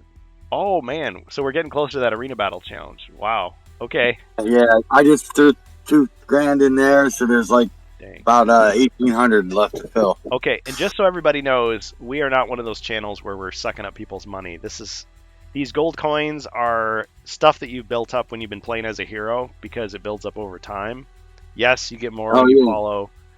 Yes, when you subscribe, you get a lot more. You don't have to. But yeah, you've accumulated that because, like, while people like Wordicon are using it. 56K, yeah. So I've been able to spend almost 10,000 in the past 3 weeks. Wow. Well, I just put up the so the other one. It's all going into this pool, and once we meet our goal, which I've extended several months. I mean, we didn't get anywhere close the first couple months.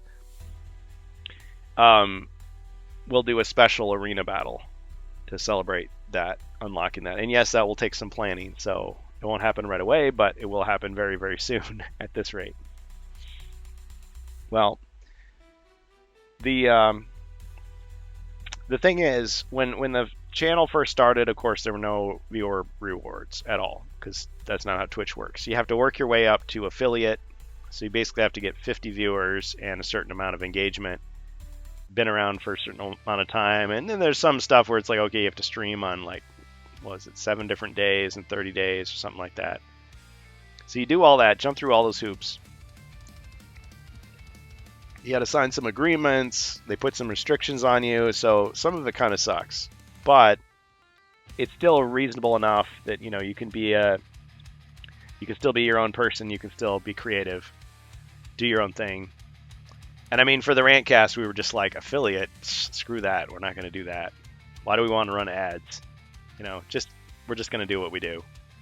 So Strange Bus and I talked about it. We decided, no, that's just not, it doesn't make sense, at least at this time, to go affiliate. But anyway, once we went affiliate for HeroQuest fans, that opened up the channel points to use. And what they give you at the base is just not that interesting. It's like, you know, put a hat on, drink water, wave at the camera, sit up straight. You know, it's just like sing a song. It's like, that's kind of silly. I mean, maybe that works if all you're doing is sitting there with your cup of tea in your hand talking to the audience. But we're playing games. But since we're not playing a video game, it's not like you can, you know, power up Yu-Gi-Oh! Or whatever with your channel points. So we came up with this way to use your channel points, your gold coins, to influence the quest as we play. So you're basically just giving instructions to Zargon, just saying, hey Zargon, give him an extra potion. Hey Zargon, here's an extra monster for you. Hey Zargon, draw another card, shuffle the deck. You know, do this. And I really enjoyed that. But then, yeah, the people who are in the chat, like Wordicon, are using their gold, you know, every week to do stuff. But then you guys, while you're playing as heroes, your gold is still building up, but you're just not using it. So it's like, what do we do with all this excess gold? I know. We'll do these group challenges. Now, early on, I was told, you know what? You set the amounts too high. Like, people can't buy anything. They have to sit there for like 4 hours, and then they can buy one thing. So why don't you lower the values so people can actually do stuff? So I think that was a really good suggestion that I got from one of our members. And it's meant people have been able to drop in, you know, do something and then drop out, which is great. But it's also meant that you guys have built up a lot of gold. So if we can get something good out of it, and it's kind of a game in itself. So I enjoy that. So I think if we ever had to leave Twitch, we would lose that whole system, and so that would be definitely a loss. We'd have to come up with something else. Because YouTube, I mean, they have like their super stickers and super chats. It's not quite the same. I mean, I guess you could do, well, just thinking about it out loud here. If you were on YouTube, normally you'd do like a super chat saying like, hey, I want you to say this, I want you to read this comment. But instead, someone could say something like, do this in the game. The only problem with that is you're having to pay for it each time, like with actual money. Isn't that how it works? I don't know if you know anything about it, Jacer. Do you ever do that on your channel? Super chat, super stickers? I never have. No, I haven't done any of that. I think I was looked into the live thing or whatever, and it was like you had to commit to a certain time or whatever. So it's like, oh, you can't just go live. I was like, all right, never mind. You don't know it's free. Skip all that. Yeah, like I don't know if it's 24 hours or something, but yeah, it was a little. The first time I went to go do it, I was like, oh, it's not like Twitch. Yeah, Twitch. I mean, people complain about Twitch, and there's some valid complaints there. And they've been through their ups and downs. But I got into Twitch because I saw that the path forward for what I wanted to do was much shorter. And they seem to have more options. I mean, YouTube has been around a long time, but YouTube is more diluted. If you're doing a replay or a video, I think YouTube's better. If you're doing live, I like Twitch better. Yeah. Well, and I think you guys, we play on Twitch, and the live game is the thing. Like, people are here for the live game. You guys are playing as the heroes. We've got the people in the chat interacting live. But we get a lot more views on YouTube. So we get, like, dozens of views on Twitch. We get hundreds of views, which for us is a lot on YouTube. And I didn't really think about that initially because I thought, well, who's going to care? It's like, you're watching the sporting event after it happened. Like, you already know the outcomes, so you're like, who cares? But people seem to like it, and that's great.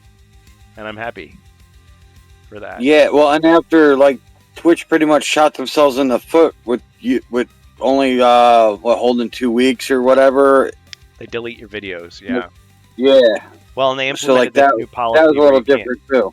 Yeah, they implemented this new policy. You can only save 100 hours of clips and highlights, which screwed up our whole system because we were storing everything as a highlight.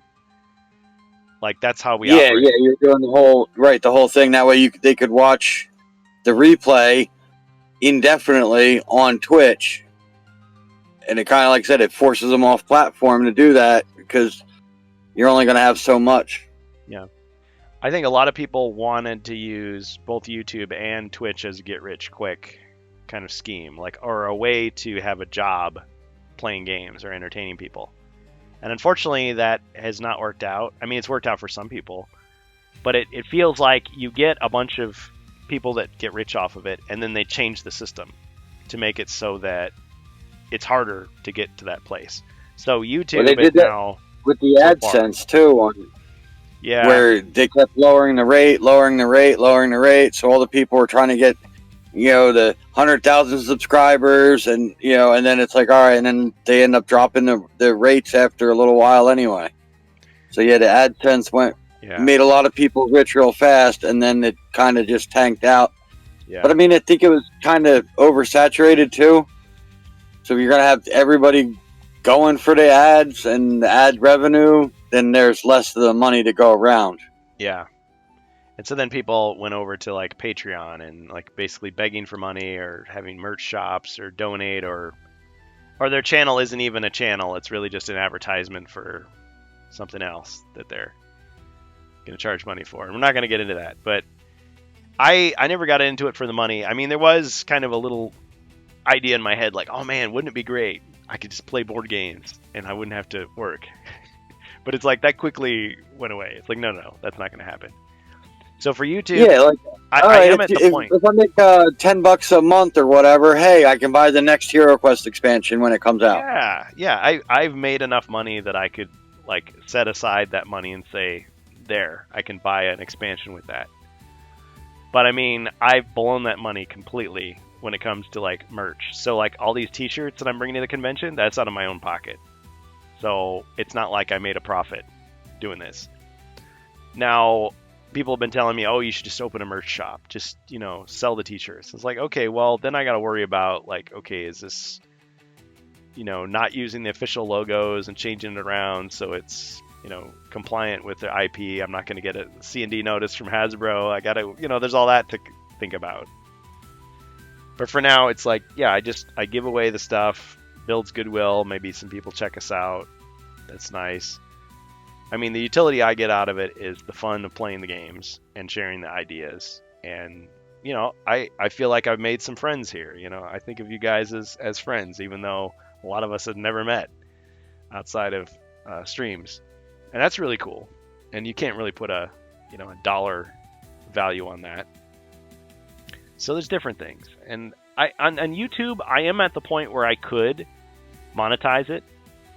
I have over 1,000 viewers. I think I just have to sign something, and I have to like make a video of myself like holding up my ID or something, which I'm not really too excited about doing.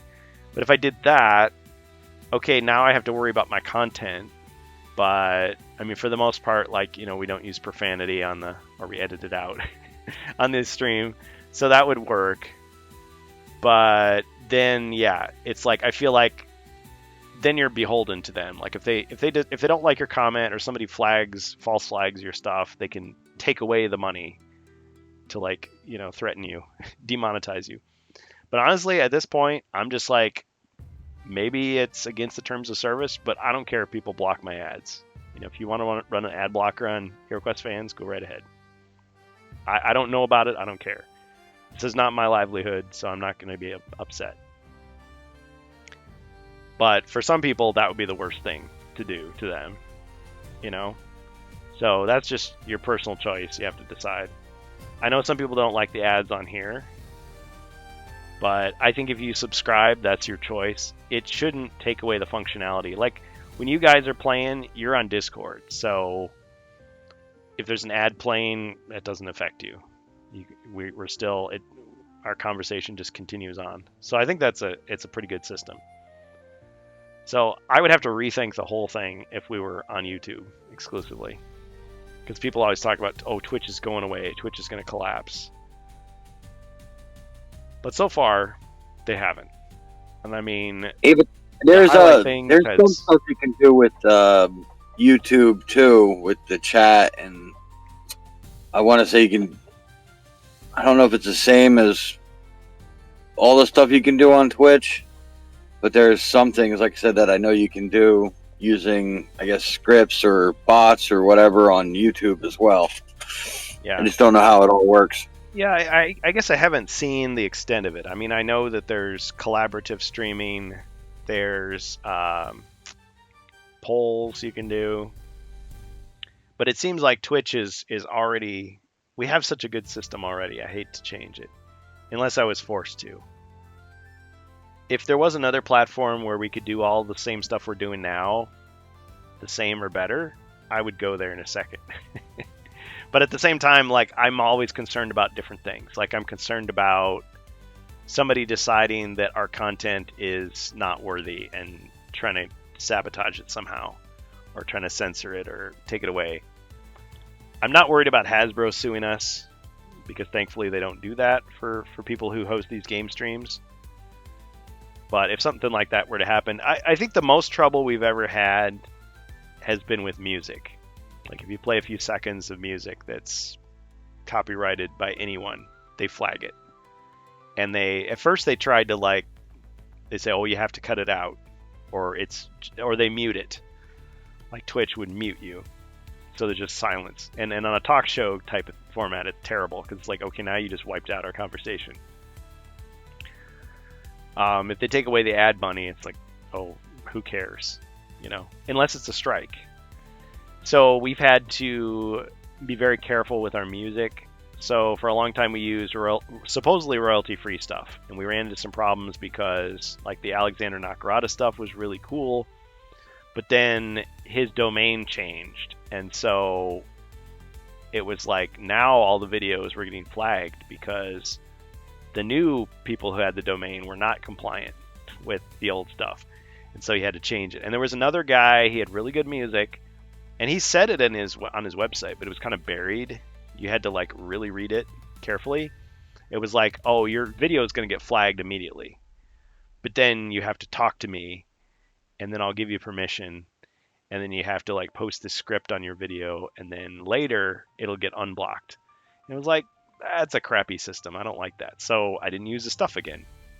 I said, thanks for permission, but then I'm just not going to use it again. It's just too. Yeah, that's a little backwards. Yeah, it's like You should be able to say, hey, I want to use your music, and grant the permission, and then be able to put it on there, not wait till after yeah, someone complains about it or you get a strike over it, even if you can get it resolved. yeah, Not worth it. And I mean, I didn't necessarily blame the guy personally for that, because maybe he just signed a crappy deal and that's how it had to happen. But yeah, I was just like, thanks, no thanks. So, and then there was the controversy with AI. People are saying, man, AI is taking away jobs. AI sucks. AI is so crappy. Don't use AI. And then it's like, yeah, but when you think about it, what we're trying to do is we're trying to have background music that's cool, that doesn't run into all this IP crap. So it's like, okay, well, is it okay if I use AI music that I've created using prompts, or I wrote the lyrics? It's like, it's not ideal. I mean, ideally, I'd get my guitar out, my drum set, and I'd go into my garage and I would record this stuff. But I don't have that equipment or that talent. So Yeah, well, I was just saying, with a drum money. machine or something else, Yeah. you could program your own stuff to run. But yeah, it's all about buying the software I could pay or somebody. getting the software. Yeah, I could pay somebody to create it, and sign a deal with them. Okay, this is what's going to happen. Your music is going to be used on these streams that are going to run ads. They're going to make a small amount of money for me, which I'm just going to keep. And I feel like I invested all in the channel, so it's not like I'm paying my rent with it or something. I'm not. Thankfully, I have a regular job, so I don't have to do that. But I mean, it's like somebody would have to be okay with, yeah, I'm going to use your art on my stream. And some people have been really cool. I mean, Alviler, you can see his art right there on the screen still. He said we could use it for free. He didn't ask for anything. I asked him to put his name on it because I don't want to ever forget that, he was cool and gave that to us. But yeah, I could go out and pay somebody. I've had people approach me and say, oh yeah, this will really jazz up your stream. And I look at it and it's like, that's not what I want.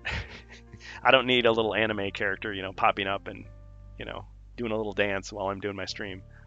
I've had people say, well, you should have like an animated Zargon that talks while you play. It's like, that'd be kind of cool. Like the little face in the corner, instead of just him being static, like maybe it would, make grimace at the camera. Like that could be kind of fun. But that usually means I either have to pay somebody to create that for me, or I have to subscribe to some service to do that.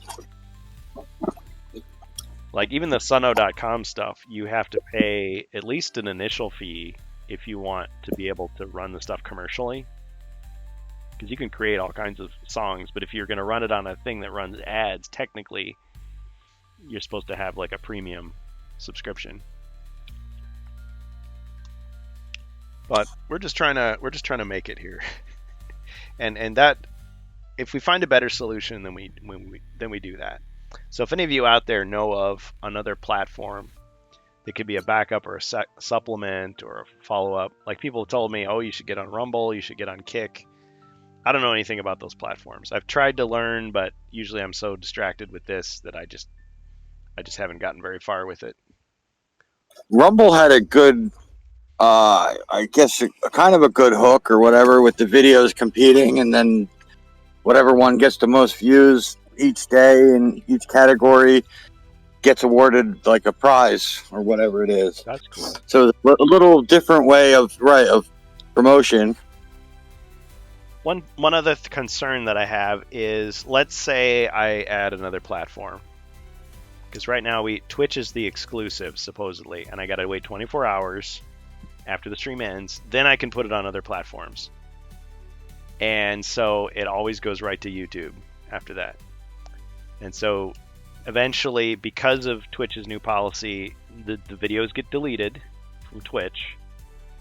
I mean, I could delete my old videos to make room for new videos, but it's just, right now, it's just the new videos get deleted. So they're on YouTube just indefinitely, right? And that's the way we have it. But some of these platforms, they have a deal like Twitch has. They'll say, oh, but if you put it on our platform, it needs to be exclusive for this amount of time, or maybe permanently. Or you can have it, but you can't run ads on the other platforms. It's like there's all this stuff I got to worry about. Like if I could just show it on 5 different channels, I would. But because each one of them wants to be the top dog, wants to be the exclusive one, that is kind of stopping me so far. And I want to say Rumble had something like that. Like, oh, if you put on Rumble, then you got to wait before you put it somewhere else. And the other problem I have is, so Twitch will allow certain music that YouTube won't allow, and vice versa. So like, I don't know that Twitch has it, but YouTube has like all this music that you can use like under the Creative Commons, or they have some deal. Yeah. But if I put that on Twitch, it gets muted. So for a while I was using their music. Where you can stopped. Yeah. Yeah. Occasionally, I mean, if the video is only on YouTube at a certain point, it's like, okay, they muted this section, so I can put this little music there. But still, I got to be careful, because maybe something's free for a while, but then later they say, nope, now it's copyrighted. Now you can't, or the license expired, so now you got to strip it out. Thankfully, they have software that can do that, so there's just suddenly no music, but you still have the dialogue. But yeah, there's way harder jobs out there than this. So it may sound like streaming is a bunch of complaints, but really it's been pretty easy. And I'm trying to keep it that way. I'm trying to keep it light, easy, so we can just have fun, really. Oh, Gold Public has some comments. Sorry to ignore you there. Gold Public says, yes, correct. YouTube streaming has pay for super stickers, super chats. It does not have a good free channel points thing yet. See, that's what I thought. And I don't want it to be to the point where people think, oh, if I don't bring my credit card to the stream, I can't have fun. Like, I don't want to exclude people like that. That's the same reason why I wouldn't have a Patreon where, oh, you play privately with us, or a subscribers only stream. It's like, that's just not my way. I want it to feel much more open. There's my alarm. Okay. Gold Public says YouTube is kind of working on a new thing called XP, but I think the only way to get XP is buying super chats. I suspect YouTube might expand XP to be more like Twitch's channel points, CP. Yeah, because channel points just build up with time. I think you get, what was it, 50 points every 10 minutes or something? Or is it less than that? I forget, it's been a while. Immersive Sinner, hey, he says, I've tried to pick up Ogre Horde. It's the only expansion I don't have yet, and the only place I can find it is Pulse. Apparently the website is broken. It won't accept credit cards unless you're through PayPal. Well, Immersive Sinner, I would encourage you to keep looking, because I've seen Ogre Horde at friendly local game shops. I don't know what country you're in, but check your local stores. They may have it. Also, check online stores of those local stores. Sometimes they have stuff on their website that isn't in the physical store. You may also try eBay, of course. eBay is hit and miss with some of this stuff, of course. Beyond eBay, I know the new Hero Quest is different than Vintage, but if you go to Board Game Geek has they have Amazon links, but the Geek Market on Board Game Geek is pretty cool, actually. You look at the listings and they'll show, like when I was looking for Space Crusade, it would say like, oh, Space Crusade, posted, in 2015. It's like, okay, well, has the guy sold it or not? So you contact the guy and he doesn't respond. Or you contact 10 people and you're waiting like a month, and then all of a sudden you get a response back like, oh yeah, I've got it. Do you want it? Well, I want to see some pictures because I want to see what condition it's in. So he sends you the pictures and like, okay, well, tell me more about it. Okay, and then maybe you negotiate a little bit with him. But I've got some great deals on there.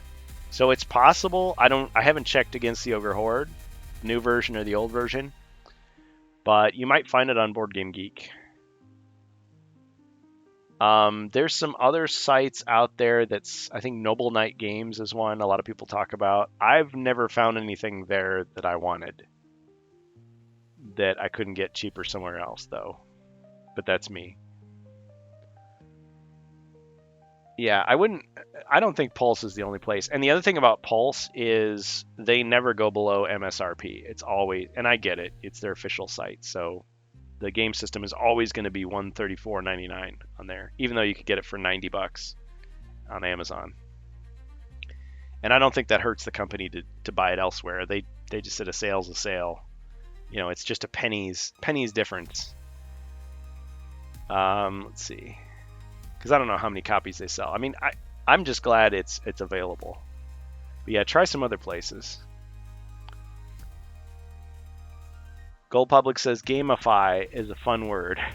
Like channel points helps Twitch to gamify the chat. Rob says fun and community. Gold Public says I'm fine with no music myself. Could always start up my own music if I wanted. If you just have voices, yeah. I don't know. I started using it at a certain point, and I've just enjoyed it.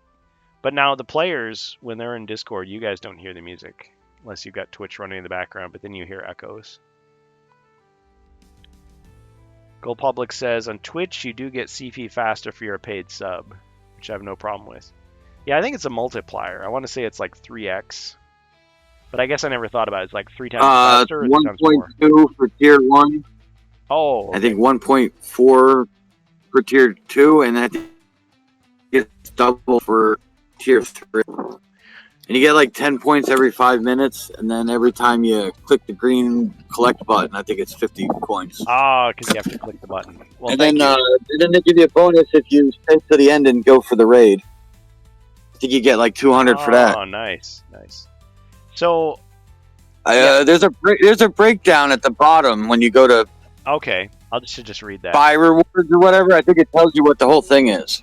Okay, thanks. Yeah, I sound like one of those rich people that doesn't know how much a loaf of bread costs. Like, well, I send my servants to go buy it for me. I don't know.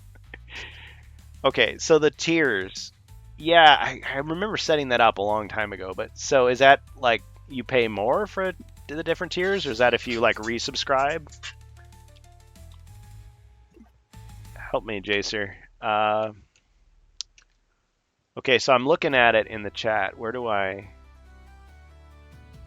How do you redeem? What are gold coins? What are bits? Because I hang out on some other streams sometimes, but yeah, I'm just watching the content, and then like I'll see the little button shaking, and I'll click on it. It's like, oh, you got more. Immersive Center says, I'm in Canada. I haven't really found anything other than I picked up Delthrak at GameStop. Yeah, well, see, GameStop had a deal with Hasbro for a while. That's like when the Guardian Knight came out. They were the first one. So they're a good place to check. Most stores don't seem to stock things. They'll just pull stuff in if you order it. Maybe I should ask the local comic store to see if they can order it in. Yeah. You could be the start of something. You could be the person in your area that gets HeroQuest onto store shelves, and maybe they realize, oh, people actually do want this. There's a lot of HeroQuest fans in Canada. Absolutely. Gold Public says 250 CP for following the raid. Yeah. Secret hint, there is a browser extension you can install that clicks the green CP button for you, so you get the plus 60 more quickly. Well, when it comes to stuff like that, I'm always very cautious because I know some of that stuff like can get you banned. I mean, that sounds pretty benign as opposed to like you get these spam bots saying like, oh, you can get more viewers, you can get more subs. It's like, yeah, but I'll get banned because that's cheating. Plus, it's cheating. So, okay, so Jacer's sharing the picture with me. Oh, okay, thank you so much. But how did you get to this picture? You said it's at the bottom with the rewards.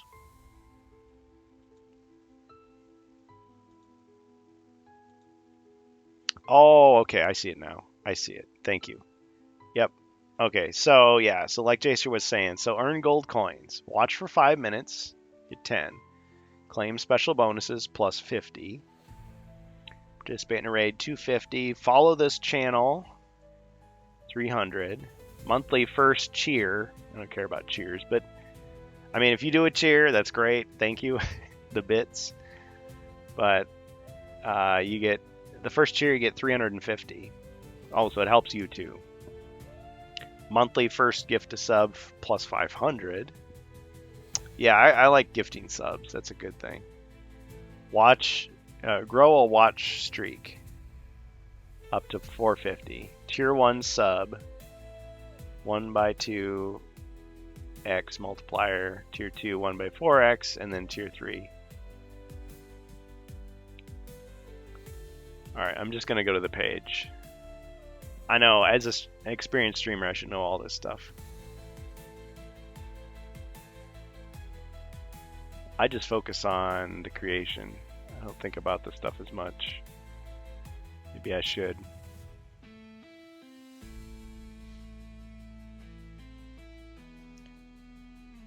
Jacer, are you still there?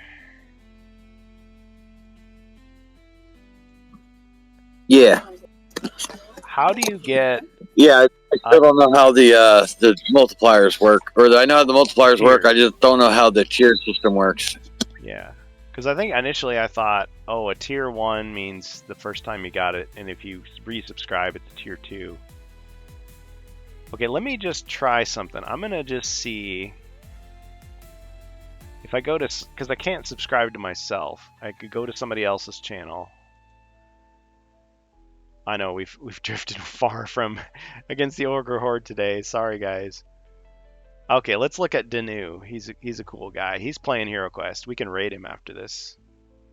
So if we go to his channel, and we go to subscribe.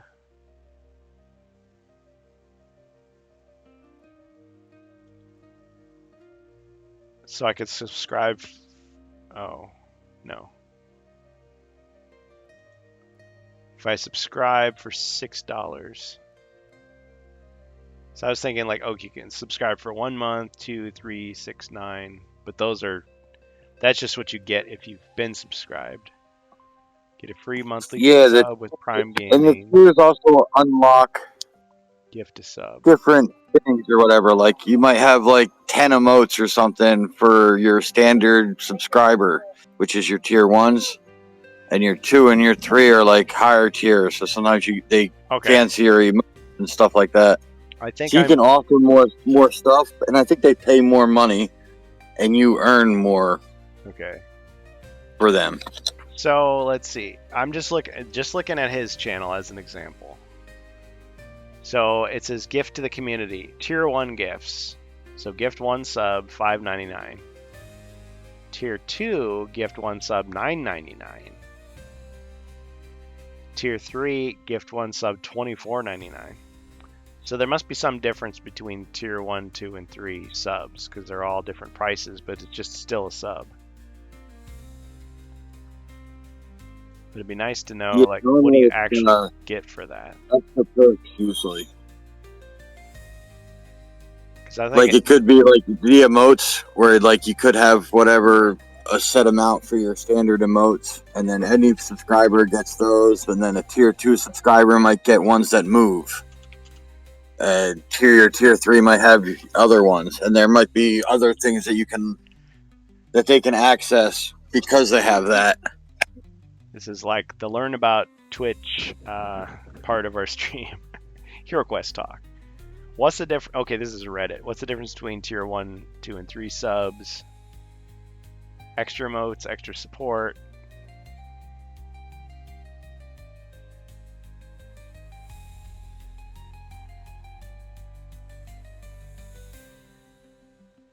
So maybe it's more customized. Reddit can be a funny place. People just they ask a question and they get insulted. Let's see. Tier 3 sub is the highest subscription rank you can buy on Twitch. It costs 5 times the price of Tier 1. Includes all the benefits of Tier 1 and 2, along with the special Tier 3 sub badge, flare, and emote modifier. Okay, so custom icons.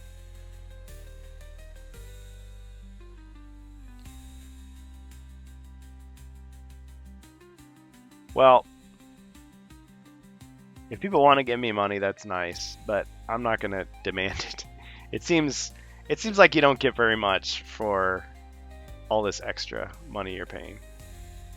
Unless you just want to give money to the streamer. Yeah, because they're saying, oh, you want to give more money to the streamer, and you just get... It's like those... Yeah, you might as well give a 10 times multiplier for that tier 3 then. It's like those donation drives they have for like public television. It's like, oh, you get this tote bag, this crappy tote bag that's worth $10, but you paid $100 for it. Well, really, you're giving them money, and it's like, oh, you get a door prize for it. Exclusive emotes. Well, once in a while, I'll go to somebody else's stream and I'll be like, oh yeah, I should post the orc emote right here, but it's like, oh, it's not there because I don't have it. It's like, oh shoot, well I could buy it. It's like, no, I don't buy it. It's silly. Yeah, so I think this is more like you like their content, you want them to have more money, even if they're just gonna blow it at the casino, and so you just give them the money. It's like adding an extra tip at a restaurant. You like, yeah, they did such a good job. I want to put a smile on their face. I'll give a little extra. But at the same time, if people are giving me that stuff, I kind of feel like now I feel obligated. Like, oh, I should give them something. So if I can set it up so that by doing that they get something that looks cool rather than just something generic, I would. Yeah. And that's what I'm saying. At least raise your multiplier. So, okay, Rob, for example. Thank you, Rob. So he just gave me 100 bits. Okay, you didn't have to do that, but thank you. So because he did that, I get some extra money. So, okay, well, that'll offset a little bit of the t-shirts that I bought. Thank you. You're getting one anyway, because you're going to Gen Con.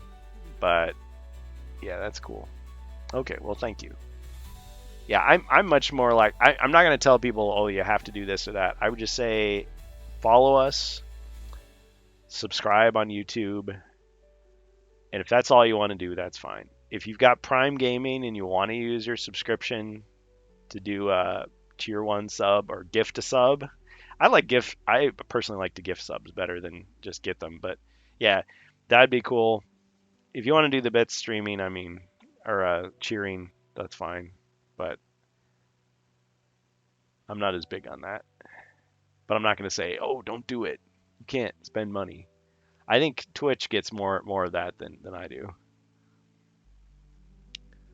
But still, I'm not going to look down on you for doing it.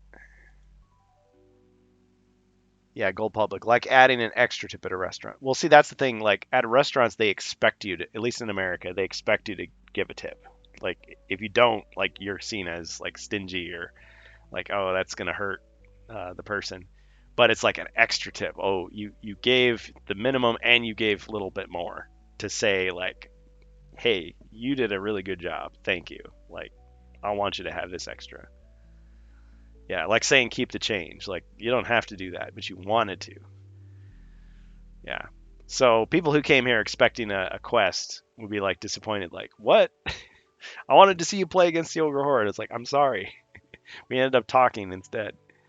But at least you got to hear our conversation. You got to participate in it. So at least, if that was worth something to you, great. And then on YouTube, people will be watching this and going, yeah, we already know. We already know Wizards of Morcar is coming out on this particular date. Well, what else? Because you got to jump in the pool if you haven't melted already. Is there anything else we need to talk about? I already jumped in the pool. You already jumped in the pool. Yeah. Yep. Didn't drop your phone in. So. Oh, I got the phone in the cup holder. Okay, well, I always think of. Did you ever play the second Teenage Mutant Ninja Turtles arcade game, Turtles in Time? Kind of an obscure reference. Yeah. Okay, Yes, I have. Yeah, and there's a. Is it when you hit the fire extinguisher, you're like, "Cool off, sucker." That kept popping into my head. That line, "Cool off, sucker." Yeah.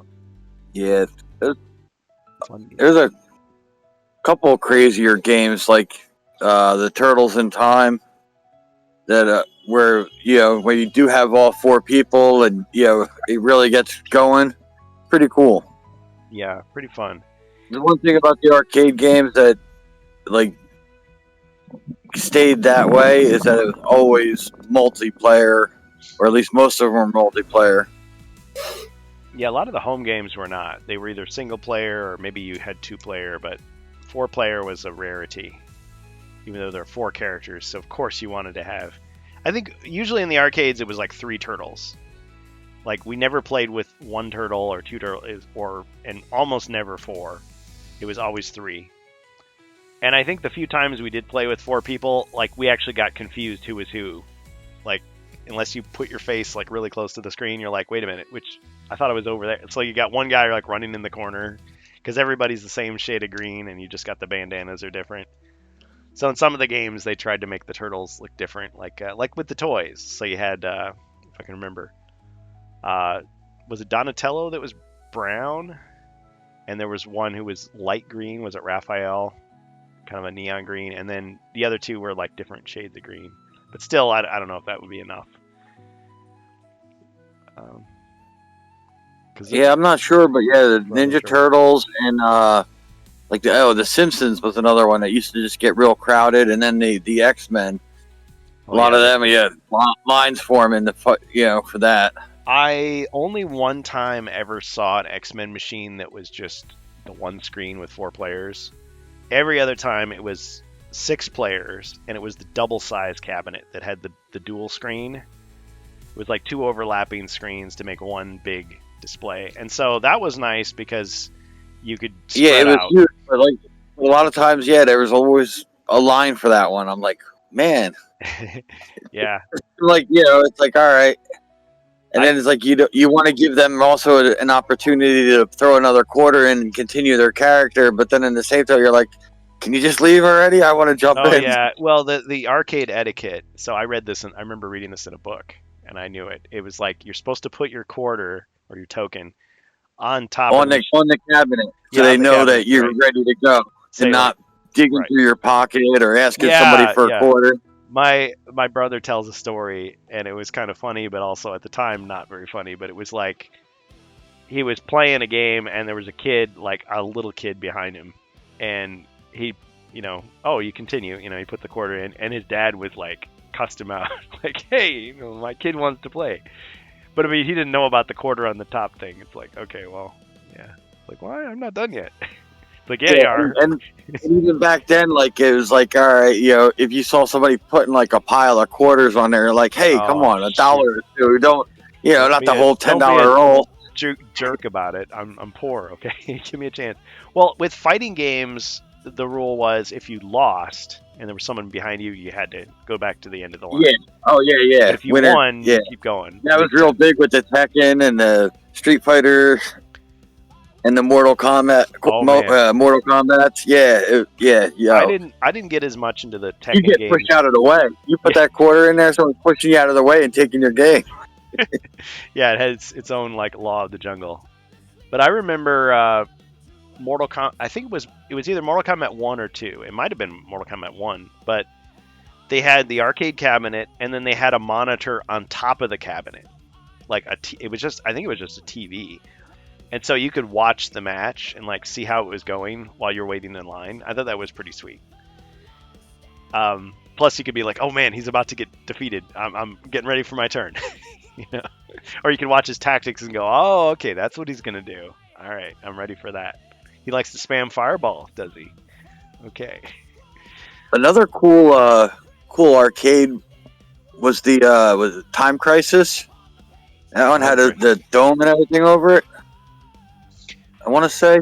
I never saw that. I just remember it would always be like 2 TVs or 2 screens, and it would be it was like a platform. So you're standing there, and you would there was a foot pedal you would press to make your character duck, and then you had the gun with the little like it would kick when you would fire. Is that the same game? Are we talking about Time Crisis? It was a gun game. But you're saying there was a version that had a dome over it?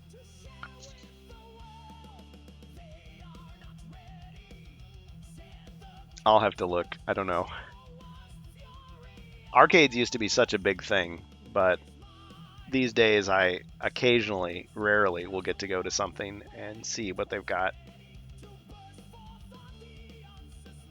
I miss a lot Yeah, of there's. the regular arcade games. I want to say there was like because each person got in their own side, and there was like a little like dome kind of that came down, so like you really didn't see the people walking around you, whereas like Oh, they were okay. almost like a shield. Like a shield. You know what I mean? So like yeah, so, like there was no glare or nothing. It was pretty cool. I don't know if they were all set up like that, but there was. I want to say I saw 2 or 3 of them like that, where yeah, you're in there with the gun, but yeah, there's like almost no distractions. You really have a good angle at the machine, and there's like no glare. You know, you're But I bringing don't up. know if it was if a cabinet that like- was maybe retrofitted, or if it was put out that way. I'll have to look it up. But yeah, it's whether it was something special or just something the arcade operator rigged up. I mean, that's a really cool idea. I like that when they go that extra mile. I think there's definitely, and this could be a whole stream, but a gap when it comes to arcades nowadays. Like people acknowledge, like people who are my age, like late 40s, early 50s, or even older. You've got the classics, right? What we think of like Asteroids and Pac-Man and Rally X and all that stuff. Oh yeah, But then Galaga. yeah, Centipede, Missile Command, Yeah, whatever. Yeah, and all Pac-Man and friends. Yep. All those many myriad. So it's like that era of arcade games. So that's like 70s to early 80s.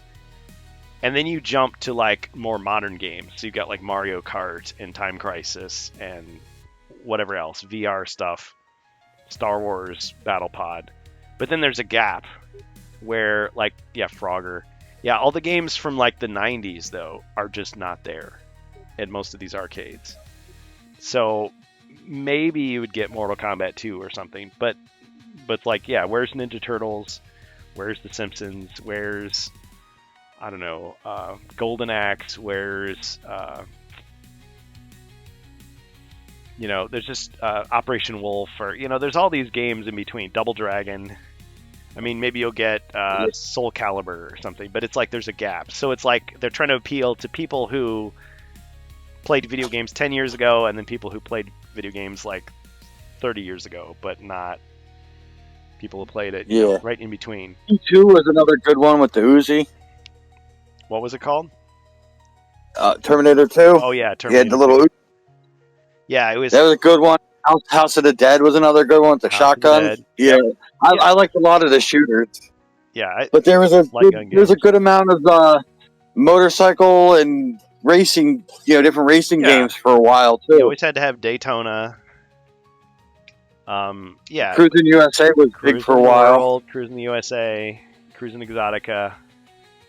The Need for Speeds. Yep, Ridge Racer.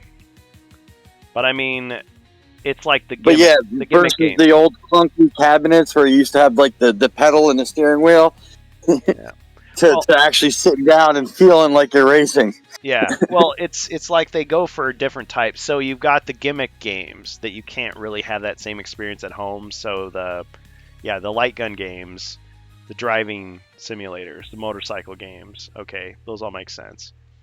But it's like you're missing just the regular joystick games in between. And they don't have to be like versus fighters. They could just be, just regular, like Final Fight, games like that.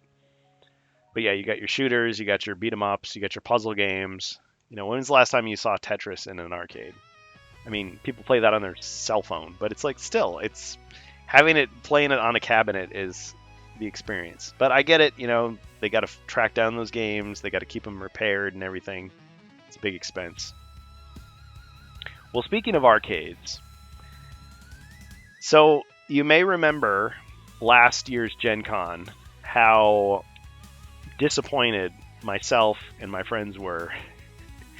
Rob was there, Angus was there, Ribby was there, we played the Warhammer 40K Kill Team laser tag. How much it sucked. You paid $22, and you had, I think it was a half hour, and it's like, oh man, this is going to be great. And the guns they gave you, the taggers, were these big, like, padded, like, customized guns that had, they were modeled after Warhammer 40,000, like, Shudas and Space Marine guns. It was like, this is going to be great. And you're in this big arena, and they make you watch this big movie that's, like, fairly high production value CGI presentation. So you've got, like, an Orc Commando and an Imperial Guardsman telling you, like, how to play and, like, the rules and everything, and it's voice acting. It's like, oh, that's great. But when it came down to it, it's like, okay, so all that suiting up, all that watching the safety video, the clock is ticking, and when you actually get to the game, there was like 10 minutes of gameplay, and 5 of it our guns weren't even working. And they're like, oh, yeah, it'll turn on automatically when it starts. It's like, it's not turning on automatically. So he'd have to go and, like, okay, fix each person's gun. And then you couldn't tell, like, oh, am I actually hitting people? I can't really see, because it wasn't your standard laser tag. So it was very disappointing. It really sucked. So I was floating the idea to the guys, hey, look, we were so disappointed. All we wanted to do is play some dang laser tag together. We could have had a better experience playing at Chuck E. Cheese. What if one of those nights we just went to a local place and played some laser tag? And so I was looking at some of the local places in Indianapolis, or near Indianapolis. Supposedly the best place is this place called Combat Ops. So if anybody's in Indiana knows. I was looking at the Yelp reviews. So Combat Ops is like 16-minute drive from the convention center. So, I mean, it's not, right there. But it works out to about $7 for a 15-minute game. And we watched some videos of, like, other people there. And it's not Laser Quest, but it looks like a lot of fun. And it's like, I would love to do that. So I'm trying to convince the other guys. I think we've got Ribby on board, and we got the friend that I'm traveling with on board, maybe for a Friday. So after the convention's over, if we're not dead tired, we're going to drive over there and play. So if not Combat Ops, there's another place called Royal Pin, which is like 9 minutes away, and it's slightly smaller, but it's about the same price. It works out to about the same price for laser tag. So we might go there. And these places are arcades too, and they have food. I don't know how good the food is, but maybe we could grab some snacks or something, grab a pizza. I was saying, was it 16-bit bar? In Indianapolis? There's another one. I want to say it's in Indianapolis. I'll have to look that up. 16-bit bar. And near me, there's a retro arcade, and you buy a wristband, and it's all you can play for like 3 or 4 hours. Well, and not only do they have arcade games, they also have consoles there. You could pick a console, sit down on a couch, and play if that's how you want to use your time. Okay, this looks like a fairly small place. Yeah, barcades are a thing where I live too.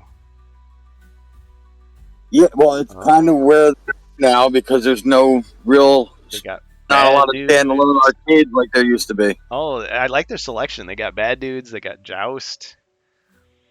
See, some of it's just based on the game. Of course, you may show up and it's like, oh, it's broken. They're servicing it. Shoot. They got Road Blasters. Oh, man. They've got Superman. Of course, the movie's coming out. Or it's out. Tron.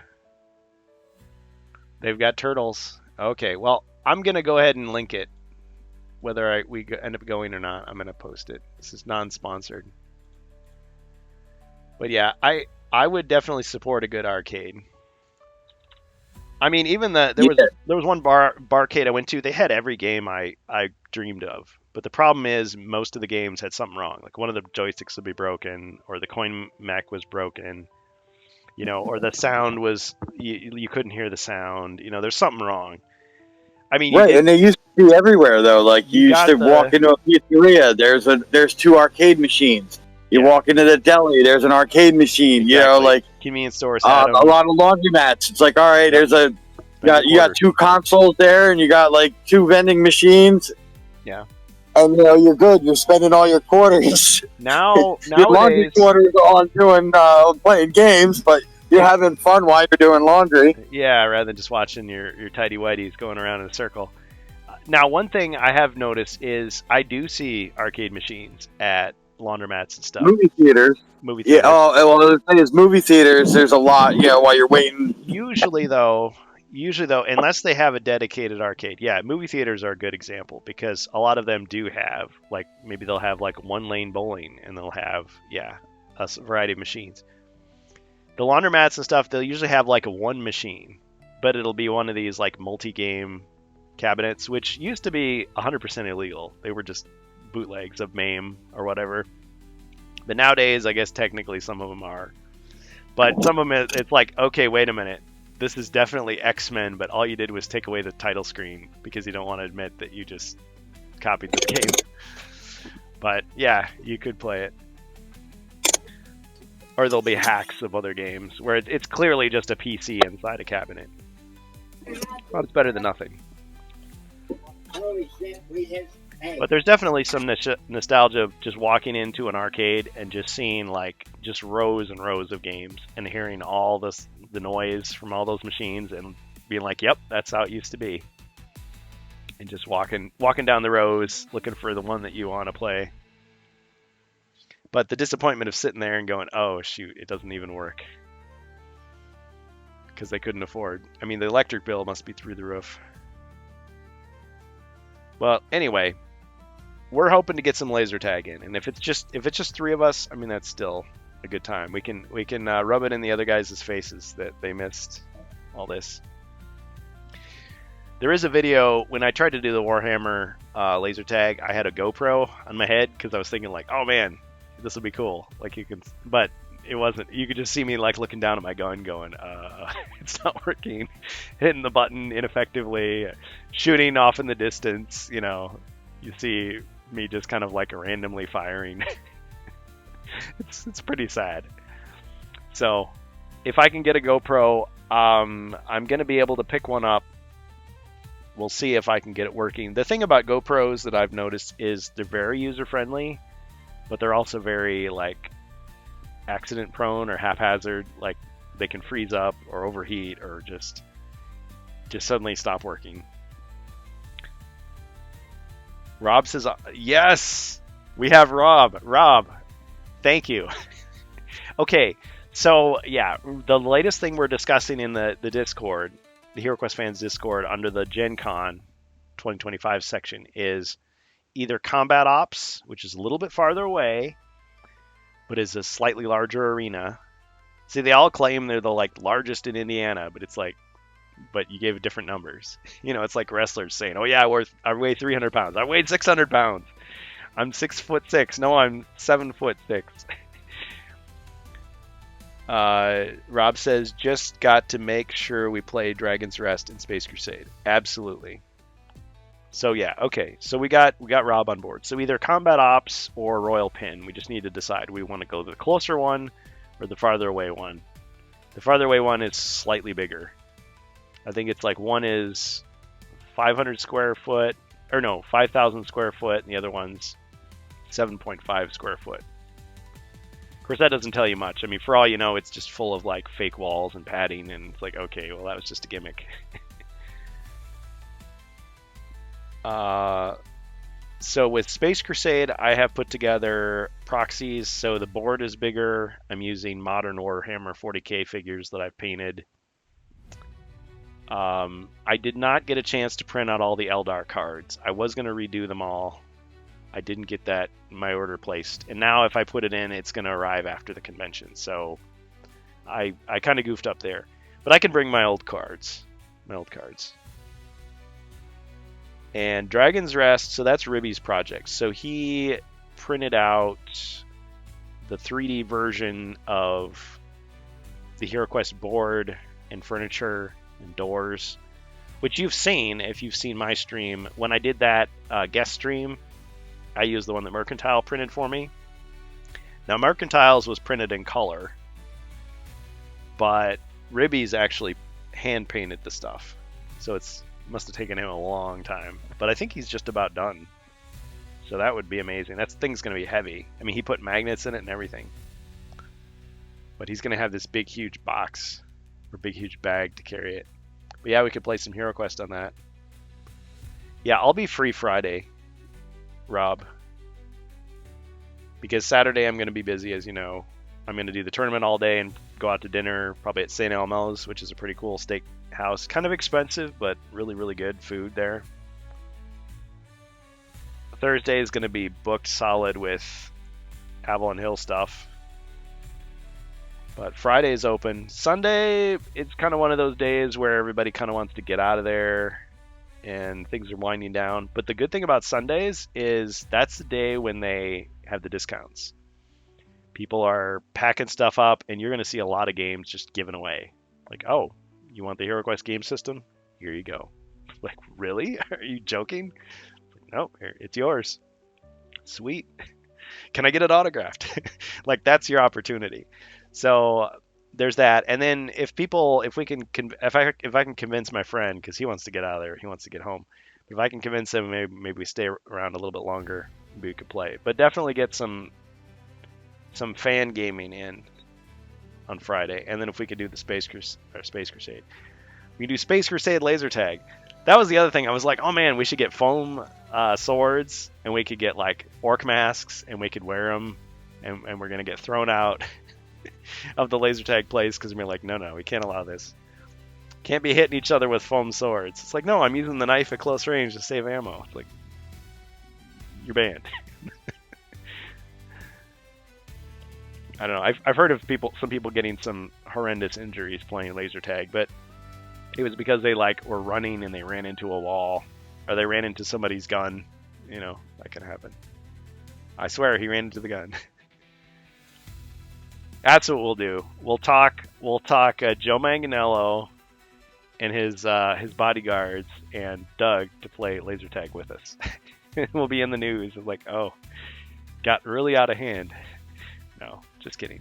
Well, we can't stay out too late because the next day is the tournament. But laser tag, I mean, you play for at most 40 minutes. I think after an hour, you'd just be exhausted. Maybe not Sik Hashem because he works out, but the rest of us, we're going to be huffing and puffing like old men. Rob says, I'm staying till Monday, so I'll be there all day Sunday. Okay, cool. Yeah, we're definitely not staying all day Sunday. I have an extra day off just as a rest day because it's a lot of driving. It's like 6 hours of driving for us. Well, actually more for me, but I'll be there at least till noon. But yeah, if we're all wanting to do something and hang out maybe for another hour or two, like I'm sure that's possible. We'll just have to play it by ear. Hoping Doug has a new quest for us. That would be cool too. So last year, Doug Hopkins had a quest that was not published, and he was just like, we're just going to sit down and we're going to play this. And 2 years ago, Inspector Retro brought a quest, which he was going to convince Avalon Bill to play. And Avalon Bill's like, who is sadly no longer with the company, but at the time he's just like, sure, see what you got. So we sat down and played it. I had to leave. I didn't see how it ended, but it was kind of a cool little moment. Yeah. Okay, guys. Well, pretty cool that you could have been playtesting for Doug and not even known it. Yeah. Well, he had some cool little ideas. One of them was it was based on the Frozen Horror. I think I can tell you this. I didn't sign anything. It says otherwise. It was based on the Frozen Horror, and you would fight the boss, but to beat him, you had to like destroy these torches, like they were the source of his power. So, and there was a big pit that you had to avoid. But I want to say it was, I can't remember what character he was, but Angus McBain, who's regular on the streams, his character got killed, and it was like, oh shoot. And Doug was just like, okay, you come back as a mercenary. Like, oh, okay. So his mercenary runs in, and he was just saying, I want to keep everybody going. So yeah, if your character dies, you get replaced by a mercenary or an animal companion. So, but yeah, it was like, oh, okay, we're destroying the torches. We're destroying the torches. You know, if we could just survive long enough, we can take out the frozen horror. So it was I'm sure he was practicing with us, playtesting, using us as guinea pigs. Yeah, I haven't played through Spirit Queen's Torment, Prophecy of Telor. I haven't played through First Light, except for the first quest.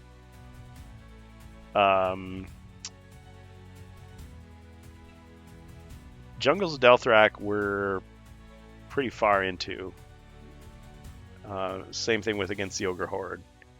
I was thinking we were going to finish these quest packs before the convention, but as it turned out, I mean, I had deaths in the family, other family stuff happening, and just we had to take various weekends off, so we didn't get to it. But after the convention, we will finish this stuff in the months following. And who knows what the next ones will be, but there's lots of content. I mean, we have years worth of quests at our current pacing. But yeah, if they announce something new, that's fine. It's a little anticlimactic, though, with Joe's stuff, because it's like we've already played his quest pack in full. But that doesn't mean that it has to be boring. I mean, I haven't played it as a hero. And, of course, as we know, whoever Zargon can, add his own stuff.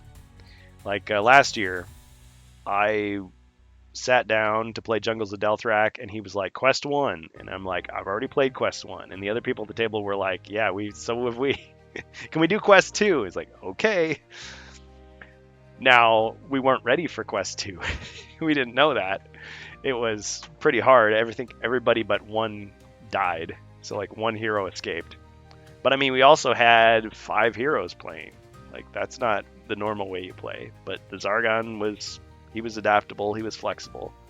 He was chill about it, so he let it happen. I think it'd be interesting if we got Joe to run the quest. Now, that's probably asking a lot. He's probably going to duck out after the autographs and we won't see him again. But who knows? If he sticks around.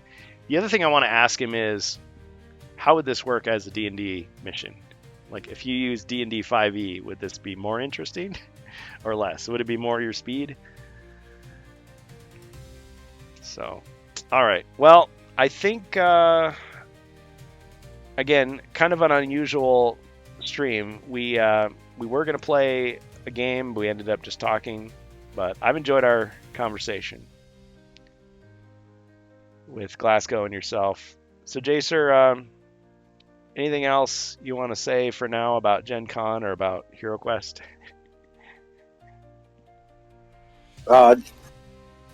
Be safe.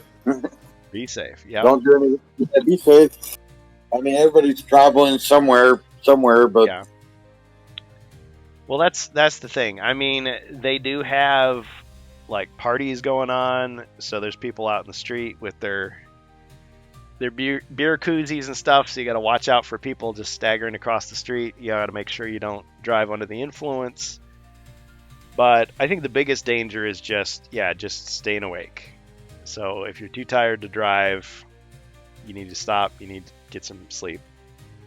It's better so you can make it home. Because the actual convention, I mean, thankfully, I've never had any problems. Nobody, fighting or robbing. There have been some crazy things, though. People stealing pallets full of magic cards. But, I mean, no smash and grab stuff. Or you're, getting your wallet stolen or whatever. Car vandalized. But, I mean, it's Indianapolis. It's not a safe city necessarily. The nice thing, though, I'm going to be with a friend, so if I'm walking back to my car in the night, there's 2 of us, safety in numbers, there's that. Plus, you don't want to mess with the guy with the crazy fake beard. You never know what he's capable of. Yep. Yeah, credit card skimmers are everywhere. That's another thing to watch out for. Yep, scams. I think there were some people that would stop you on the street and say, "Hey, I want you to buy my CD," and it's like you kind of wonder. It's like, okay, is this real? Or are you trying to steal my wallet or something. So yeah, you've got a lot of people buying stuff, money changing hands. So yeah, just be smart, be streetwise, keep your wits about you. Definitely good advice. Stay alert, stay hydrated.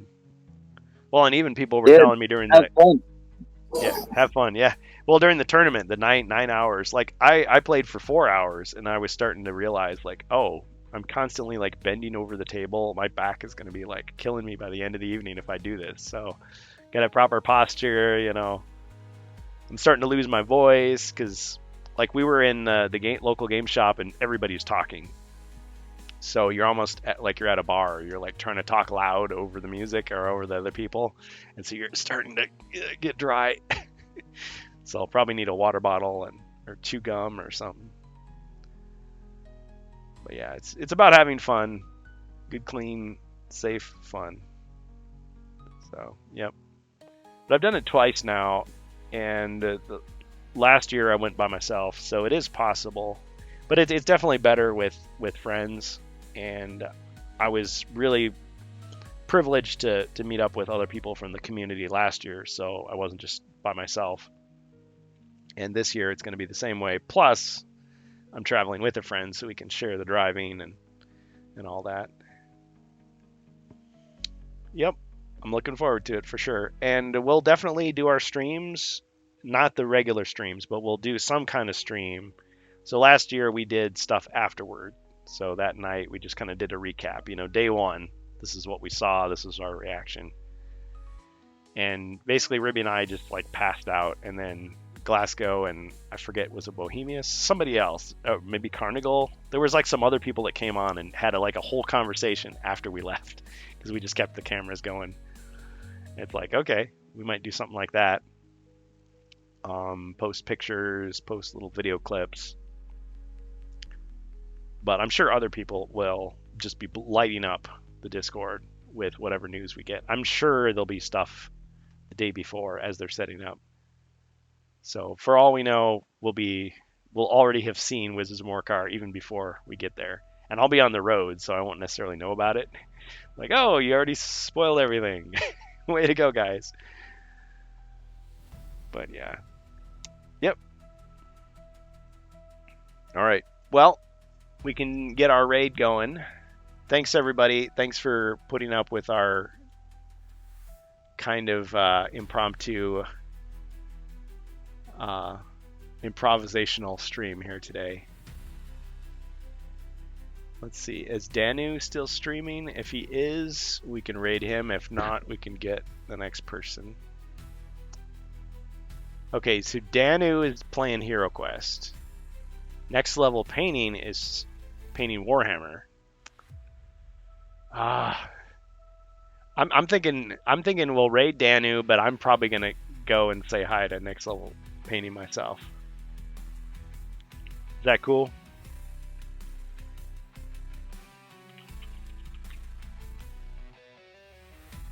All right, Jacer, you have a good evening.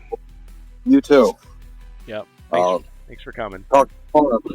Yeah, if you're here tomorrow, we're playing Jungles of Deltrak, and I will be on schedule for that one. We will play. But yeah, for now, we didn't make any progress on Against the Ogre Horde, but we will play Jungles of Deltrak tomorrow night. And then, like I was saying, August 1st and 2nd, we will be off. There will be no official stream, but we will be reporting as best we can from Gen Con. So look for some type of video either on Twitch or on XSC3, home of HeroQuest fans, on YouTube. So Thursday, July 31st, I mean, we have events in the morning, like from 9 a.m. local time, which is Eastern time, until like 6 p.m. So worst case scenario, we do something, let's say at 7 or at 8. Because we got to get up early the next day. But best case scenario, we could have something maybe at noon. Or, post a couple pictures, couple videos, video clips. At least some news posts, some text, something. And other people, I'm sure, will be reporting as well. So look out for AshQuest, Amalgamash, Sir Death Vids, Elviler.com, back on YouTube, LaGuardia de Morcar, Dungeon Master, maybe Jordan Sorcery will be doing something. Sikashem, I forget the name of his YouTube. Bourbon and Board Games is Ribby. Always Bored, Never Boring.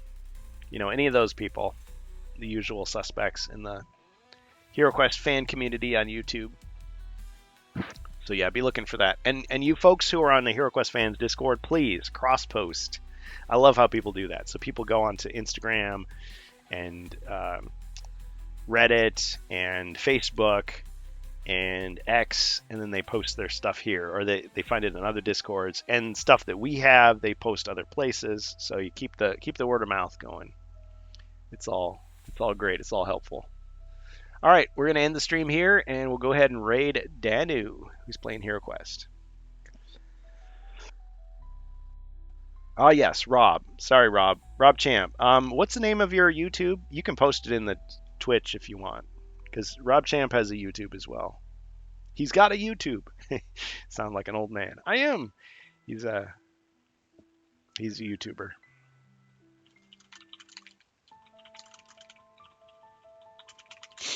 Yeah, share it. Oh, I never use it.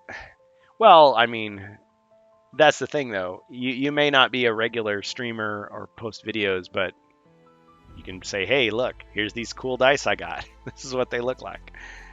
Like, that was a video. I used your clip in one of my videos. So thank you for that. All right. So let's get the raid set up. So we're going to raid Danu LDVEL H.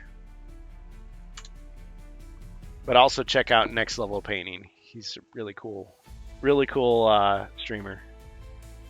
Very talented painter. I've learned a lot from him too. Yeah, Jacer Warbuilder 22J. Jacer J's YouTube channel. I'm sporadic. Yeah, but you have a lot of really cool ideas. I'm inspired to see what you put up. It's always good to get those perspectives. Okay, we'll stop the stream and do the raid. Thanks, guys, for listening to HeroQuest Talk on HeroQuest Fans. We'll be streaming a game tomorrow, I promise.